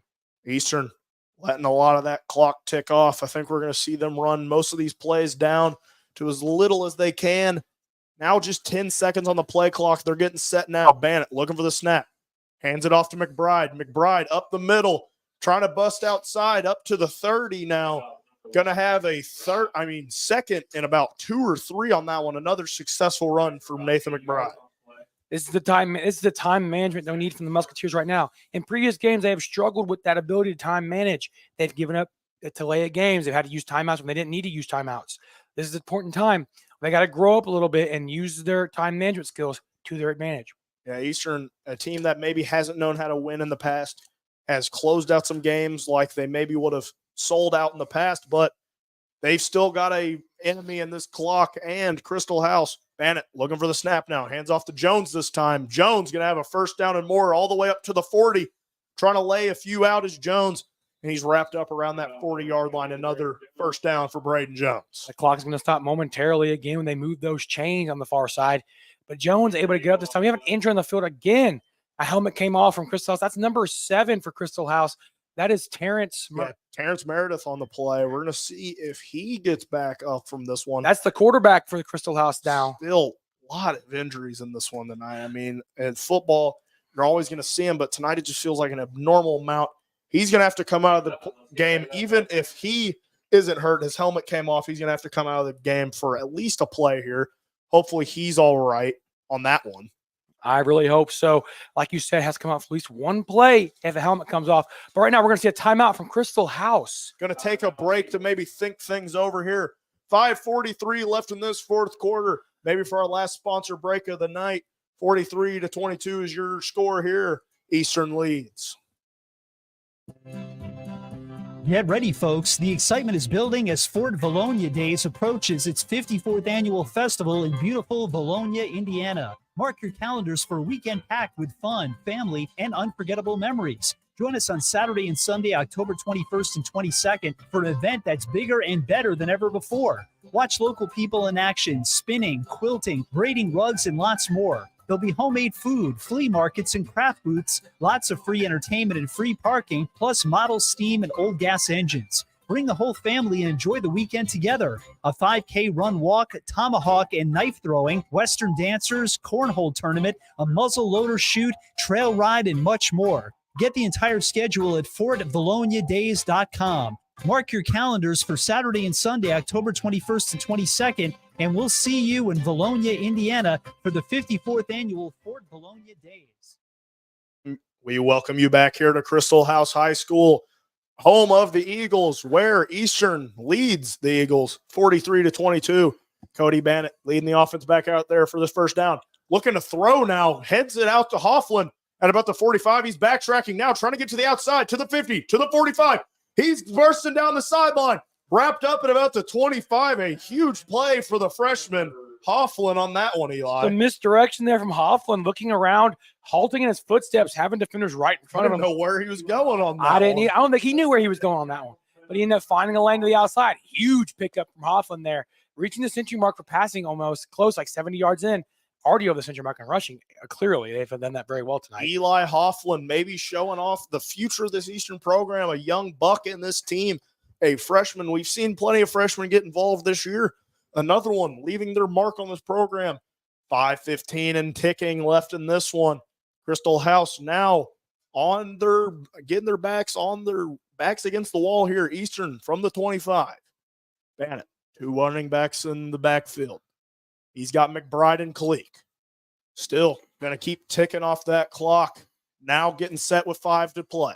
Hands it off to McBride. McBride going to have another first down run here, and Eastern is just doing whatever they want at this point, Eli. Yeah, it's pretty much over with at this point. 4:46 ain't going to be counting as soon as they move the chains left on this clock in the fourth quarter.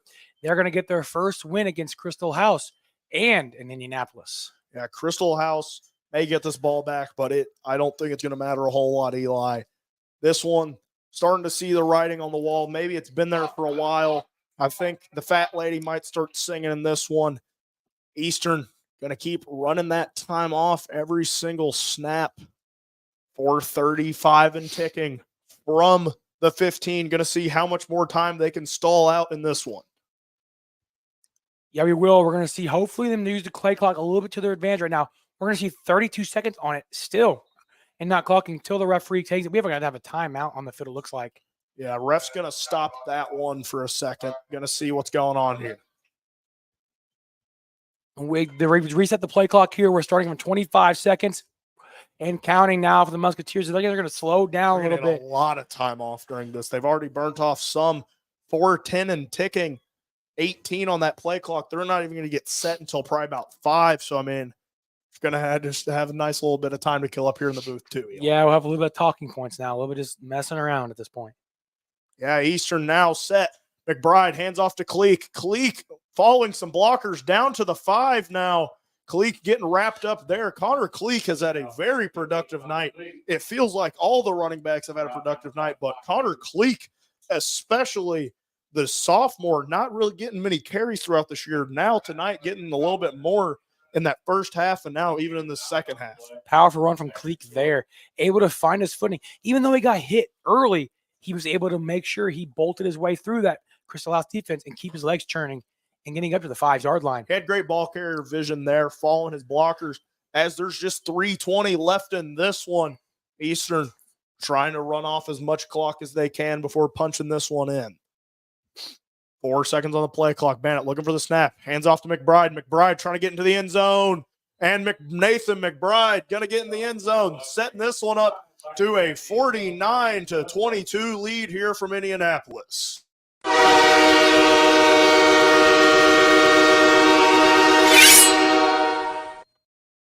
Nathan McBride getting back into the end zone for the second straight week now. He's had himself a big night, a big couple of weeks here, as we're going to see Eastern come back out for the 2-point conversion. I don't think they're going to be kicking any more PATs. Don't know if they have another holder out on the team. Bennett takes a snap, a high one, hands off to Cleek. Cleek's trying to reach for the end zone. I think they're going to rule him short. I think that's the correct call. The score is going to stay here at 49-22. 3 minutes and 7 seconds left in this one. Eastern has now officially topped their highest score of the year, putting up 49 against this Christel House team, only 48 against Crawford County, their second highest now. We're like That's big news right there. Yeah, it's big news now. They usually don't put that many points. Eastern most likely going to be moving to their 4th win of the year. I know it isn't the same, but like still 5 wins is the most the team's ever had in Eastern history. Still could be chasing that next week with a win over. We're still waiting to see who wins that game, Switzerland County or Brown County. We'll see if Brown County can pull off that upset here tonight. Eli, go back over some of your talking points. See if they really came through here tonight, Eli, maybe. While I look for that Switzerland County score update. Well, I said first, create plays for Eastern. They very well have done that tonight. Huge breakout plays on the run game and a few passing plays like that one to Hoff on his previous drive, setting him up at the 20-yard line. Great play there. Lock the offense down Christel House. The first half, they didn't do it as well to start the game. Second half, they're doing it quite well. They gave up 15 unanswered, but haven't given up any since then. So, yeah, it's great for them for that one and suppress mistakes. They've suppressed mistakes up until this 4th quarter and 3rd quarter where they had a snap over the head and they had a few fumbles and interceptions thrown by the offense stuff. This is great so far, setting themselves up for great. They most likely or most frequently competed their keys for tonight's game for me. And Christel House, slow Eastern offense, did not slow Eastern's offense very much on that one. Bennett sending off a short one. The lineman's going to fall on that one. I believe that is number 79, Prater on the recovery there. Good little bit of sportsmanship there from Connor Cleek, helping him up. That's what we like to see. That's what we hear in those IHSAA commercials, if you guys are paying attention to those. But great little show of sportsmanship there. All right, that sure is. Now let's continue with this. We have find key players for Christel House. They found I think they did that one. They did do that one. They found Bible quite a few times. They found Morris quite a few times. They did that very well and avoid errors. I don't think they did that one quite as much as they'd wanted to. They had a few interceptions here and there, some fumbles maybe around, but they did recover them though. Yeah. But avoiding penalty errors did not work for them very well. Got Nathaniel Lucas, the senior, back into the game for this last 3 minutes left. He's looking to throw here. He completes one out, gets met early by Chandler Dukes. A great tackle from him. I believe that was Jalen Gill on the play there. Yes, it was. I'm liking the defense from the Musketeers, still keeping their way going and making sure things are going their way, keeping the ball from getting progressions, putting them back again. 2nd down and 13 coming up. Eastern looking to finish this game off here tonight. Still don't have that Switzerland County score update. Haven't seen one from Switzerland County here in a while. Last one we had was they were up a touchdown with 4 minutes left in that one. So if we get that score update, we will let you folks know at home as Christel House takes the field for this 2nd and 14. 2:24 to play. Lucas looking to throw, setting up a screen pass, and the player's going to be met by his own lineman. Bible trying to grab that one, maybe ran over by the lineman Cameron Prater on the play, and Bible hobbling off a little bit on that. He goes up to catch that ball, comes down on that ankle wrong, his right ankle wrong, and then runs over his own offensive lineman, That's number 79 for Crystal House. He ran him over and ended up getting himself hurt. That's making him a third down and the same. We're going to see what Crystal House has here. Minute 45 left in this fourth quarter of this one. The quarterback, Lucas, going to try to lead one last drive here as a Crystal House Eagle. Going to see what he can do here from 3rd and 12. Takes the snap, a low one. Looks to throw again. He's trying to target Morris. Cody Bannett trying to get a hand on it. Doesn't get a hand on it, but maybe distracts Morris for a little bit, and that one's going to be incomplete. Morris anticipated the tip there from Bannett. Did not quite get that. So now it's a 4th down and 12 coming up. This is the game right here. Yeah, I guess, but I mean, I Yeah. think we could have said that a while It back. was, but now this is their final chance to get some points on the board, is what I'm meaning. Okay, yeah. And that's the game for them right here. This is their last offensive possession. Saying this is going to be the game. This is going to be the game. It will be. It will be. It will be. That's fair, I guess. But going to see. Pulling my leg. I hate you, Eli. But we're going to see the quarterback, Nathaniel Lucas, maybe his last pass attempt here as an Eagle. Going to see if he can't complete it out. Lucas dropping back to throw. Aaron one way long here for Smith. He's going to have that one down. Smith going to be brought down at about the 20. This Eagles season still alive. Just a minute 20 left on the clock. Lucas having another big play there, a good completion maybe to go out on. I almost would have called an offensive pass interference on that play, though. He pushed off the Musketeer defenders a lot, not just a little bit, a lot, to get back to that ball and find his way back. So now, I guess it was kind of a sympathy no call because they're down by so many points, almost 30 points, 27. So, yeah, we have Crystal House on the move now at the 19-yard line in the red zone. See if they can't get back into the end zone one time, maybe to get their total up to 30 in this one. Don't think there's point spreads for these games. I don't think they're going to be allowed to cover. But John Harrell did originally have the prediction as 31-21, maybe a little shy on the points. But Lucas here, 50 seconds left, takes the snap, looks to throw once again to Bible. That one's going to be thrown errantly. That one's going to be an incompletion, stopping the clock at 47 seconds. That one was nowhere near Bible on that reception. Came out of nowhere. That's what you get for a third-string quarterback coming into the game. So now we're going to have to see a 2nd down and 10 on the 19-yard line. He was the incumbent starter of this game. We will say that. But, John, well, let's go back to that John Harrell spread. Eastern going to cover tonight in that John Harrell spread. Cover and more. 31-21 was his prediction. Almost had Crystal House right on the nose. They have 22 right now. Had him at 21. Had Eastern at 31. Really exceeded his expectations in this one. Going to see what Lucas can do here for 2nd and 10 from the 19. 47 seconds left in this one. He's looking to throw here. Throws one to the end zone. Incomplete. Smith was the intended receiver again. Another one that I feel was catchable. Yeah, he just keeps overthrowing his receivers on every pass he has a chance to do. Overthrowing Bible on that last feel like that one was maybe even catchable. Like he got it was definitely. Yeah, it was definitely catchable, but not reachable for the receiver. But now we're setting out for that. Yeah, he's got to lay out for that. He's got to sacrifice his body for the ball. Get that last TD. 42.9 seconds left in this one. 3rd and 10 here from the 19. All you folks at home, Eastern, just 42 seconds away from winning their 6th ever sectional ball game. Lucas takes a low snap once again, throws one to the end zone, and that one is going to be caught by Bible. A good exclamation mark to end the season off for Crystal House. It's not really going to affect our game here tonight, but going to end up giving him another touchdown here. A huge play once again for Bible. Interesting strategy here for Crystal House to try to come back in this game when it's so late in the fourth quarter. Yeah, maybe run out of time. We're going to see one last PAT attempt from S2Dio, the junior soccer captain we were made aware of. He's been perfect from PAT tonight. Was 21 of 24 coming into the year. Snap is down. It's up. And that one is good. Was almost blocked by Cody Bannett, but it's going to be good. 37 seconds left in this one. Eastern just moments away from winning their 6th sectional game and just their first since 2019. Pulling out, maintaining a 20-point lead now, double digits. They cover the spread. They cover the points. John Harrell wasn't completely right on this one, but now we have a different thing. Also, we have a WSLM Sports Zone Week 11 update here. We got Monday, October 23rd, entering the NBA season, the season opener now.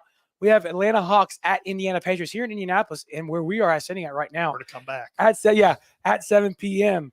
Then we have Wednesday, October 25th, the Ryan Walters Show at 6 p.m. Coach's Corner at 7 p.m. Nobody's watching that one. Yeah, and then Indiana Inside IU football with Tom Allen, the soon-to-be former football coach of Indiana football at 8:05 p.m. Then Friday, October 27th, Eastern second round of sectional at Eastern. And then Salem pending. Too far, Eli. Salem second round of sectional, and then West Washington's pending second round of sectional coming up. Saturday, October 28th, we have Indiana Outdoors at 5 a.m., IU at Penn State at noon, Purdue at Nebraska at 3:30, Purdue basketball versus Arkansas, the college basketball opener there. We don't care about at that. 4 p.m. Pacers at the Indiana Pacers at the Cleveland Cavaliers, 7:30 p.m. there. And then Sunday, we have the Saints, New Orleans Saints at Indianapolis here. Colts at 1 p.m. IU versus Indianapolis exhibition here on WSLM. All those ready for you. All those are available for you on WSLM. It's the best sports time of the year, Eli. Football, baseball, basketball, all at once. But you just said you didn't care. I was saying about the Purdue game. What more can you ask for, Eli? Football, basketball, and baseball all at once. As Estudio off to return this one, going to onside kick it. Oh, my and God. Crystal House might recover. Wait, what's the flag going to be on this one? They would have had that recovery. That one went off the shin of a Musketeer. I think that was, Rankin. I mean, not Rankin. It was Landon Rose. Yeah, Rankin is no longer with us on the team. It's okay, though. We are concluding this game tonight with a Musketeer W. We appreciate you joining us. Yeah, maybe a false start on a kickoff. Never seen that one before. Crystal House would have had an easy recovery on that one Yes. off the foot of a Musketeer. Just bounced right back to him. Correction, that was Briar Martin on that one. Bounced right off his leg. Kicked it almost back to the Crystal House. Yeah. He's like, you're going to kick it off. I'm going to kick it off, too. We're going to see Estudio back out there for maybe a second attempt at this onside kick to try to get this ball back. We have a double wide sideline, double wide introduction here for the Musketeers. Yeah, extra large hand team here. Just one man back is McBride. Another onside attempt. We're going to see if Eastern can get this one. Oh, my gosh. And Crystal is going to recover that one miraculously. Maybe they can eclipse this last 20 points in the last 32 seconds. We don't know. But this game, if this game is a little closer right now, the Musketeers will be punching the air. Crazier things have happened, I guess. But crazier things have happened in 32 seconds of football. We'll see. I don't know if we're going to see a miracle at Indianapolis tonight, but we'll certainly see for this last 32 seconds. Eastern going to have to wait a little bit longer for that first sectional win since 2019. Not just going to be able to kneel out the clock with the recovery. Got some new subs out there on defense now. I believe we got Caleb Pacheco out there at linebacker. He hasn't been playing defense tonight. Maybe going to see a future position for him in addition to quarterback. Dual player there right there. Yeah, dual threat. He's an Iron Man player, I guess. Yeah. Nathaniel Lucas, the senior, trying to get one last touchdown in his Crystal House career. Takes a low snap, looks to throw, got a lot of pressure here. Going to be wrapped up by Caleb King at about the 46. Not going to be exactly what he wants there. That might be the last play of this one. We're going to see if Crystal House tries to get one more snap off.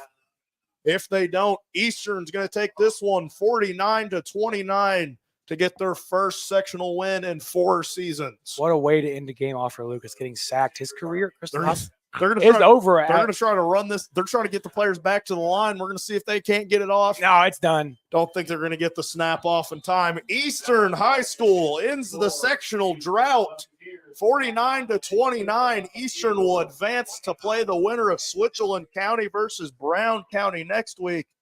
I, unfortunately, will not be on the call, but my good partner here, Eli Guthrie, will still be there for that game. Eastern ending that sectional drought, taking a good matchup versus the Crystal House Eagles tonight.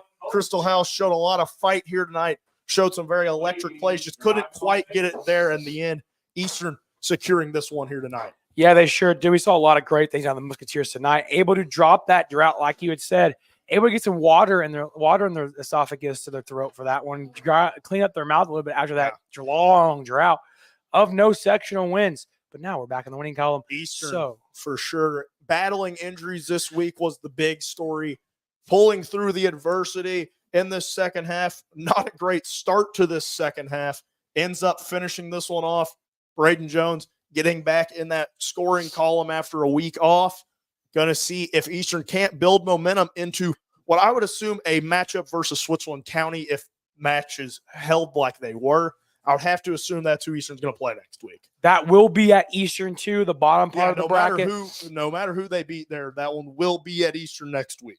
It will be a little less traveling for us now. 2 hours was a little excessive for this game. Thank you, IHSAA. But we're okay with that. We are up here in Indianapolis, that city. He's going to get our we're going to get our certification stripped from that. But even man, I'm calling out the commissioner right now. Hey, the commissioner's corner was our favorite tonight. Love commissioners. Yeah, I listen to every second. But yeah, the great game tonight from the Musketeers. Great power from Christel House, able to come back in this game late, cutting the lead to 20 points instead of 28 or 29 where it was. Even at times we're just 5 points away. Eastern responded like how they needed to. Eli wasn't allowed, didn't get it within closer than 5 was Christel House. Got it to 22 to 27, I believe was what it was at, Eli. Eastern ending up scoring 22 unanswered before that last consolation touchdown for Christel House to finish off their year.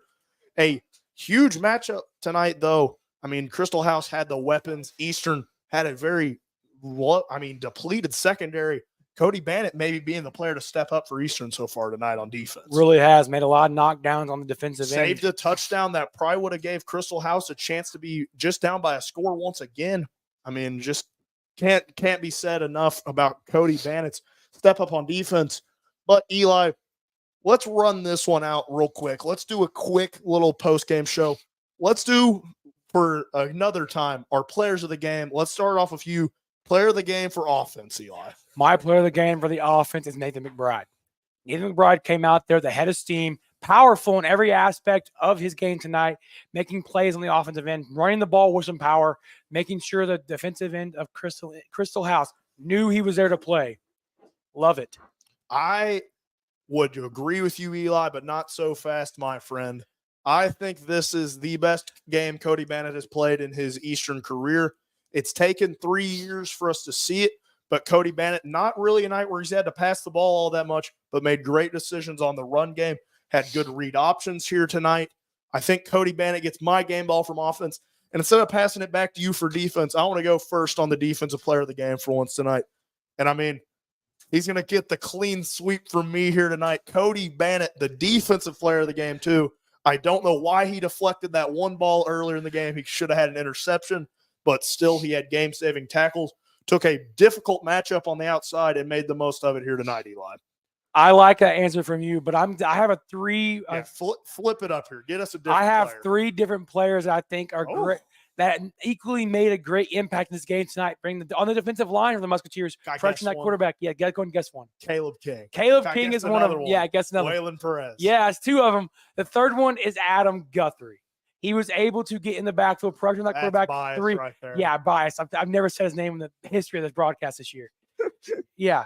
So he did play great tonight. Adam Guthrie, before being injured in this one, was playing really good. I will give you that, Eli. The defensive front from Eastern was spectacular. They were able to get in the backfield, pressure the quarterback, whether it was Meredith, Lucas, or even when it was I think it was just those 2. Yeah, those just were the those 2 quarterbacks. Yeah. Lucas started the game. Meredith Jr. came in, as I ended up nicknaming him TMJ. I almost said MPJ, like Mike Penix Jr. there. Played pretty good here tonight. A good little quarterback showing from Terrence Meredith there. Yes, I like you said, though, I do enjoy the defensive line. I did really like the defensive line for the Musketeers tonight. Eastern, it feels harsh not being able to just give a depoy to everyone here tonight. I know, yeah. Everyone was all over the place. Even Braden Jones making some plays on defense. Nathan McBride getting his first interception. Landon Rose getting that goal line interception. We can almost give him a depoy there. Yeah, I mean, great plays all around here from Eastern tonight. Eastern breaking the drought. That's going to conclude our short post-game show, Eli. I'm going to send it back to Eli. He has something he wants to say. 2 of the 3 county schools from Washington County have made to the second round of the sectional. We are awaiting the West Washington game. Well, West Washington was a bye. So it basically I guess they already go. Yeah. Everyone is. Yeah. So all 3 county schools have made the second round of sectional, although it was by default for West Washington. I'm not going to give them trash for that, but it's okay. Yeah, I mean, we can't give them trash for their draw. Yeah. It's not like they went there and picked it out themselves. Yeah. Okay. So that was great. Is that it from you? Yeah, that's all I want to say. We had Providence winning tonight. We had Clarksville getting not shut out, but 41-6. A lot closer than we thought it was going to be. They gave them a bit more of a game than I. Tri-Central has sectional problems apparently. I believe that Brownstown won that game versus Indianapolis Secana. They did. Where was that game? Was that game up here? That was game at Brownstown. Okay, that one was also at Brownstown. Yes. Interesting game there, but I think that's going to be it for us, Eli, here tonight from Indianapolis, the Circle City, Naptown, the Crossroads of America, whatever you want to call it. It's where Eastern got their first sectional win in 4 seasons here tonight. I'm Dylan Beach alongside Eli Guthrie. Thank you for listening here on WSLM.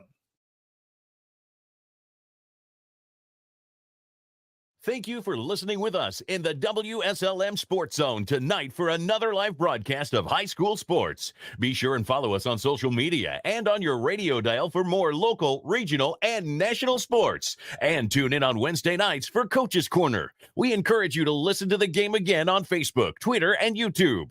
This has been a Salem Media production. Copyright 2022. Governor Holcomb, I love how high school sports teach the importance of the journey. I couldn't agree more, Commissioner Neidig. Before any measure of success is achieved, like making a winning play or earning a state championship, student athletes go on an essential journey that humbles and teaches them every step of the way. The lessons learned along the journey of high school sports are about so much more than just the game. Student athletes learn how to persevere through adversity, never give up, and to get better every day.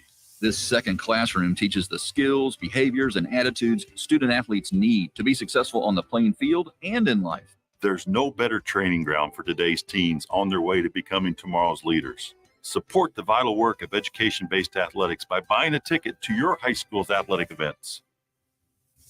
This is keeping education in front of athletics.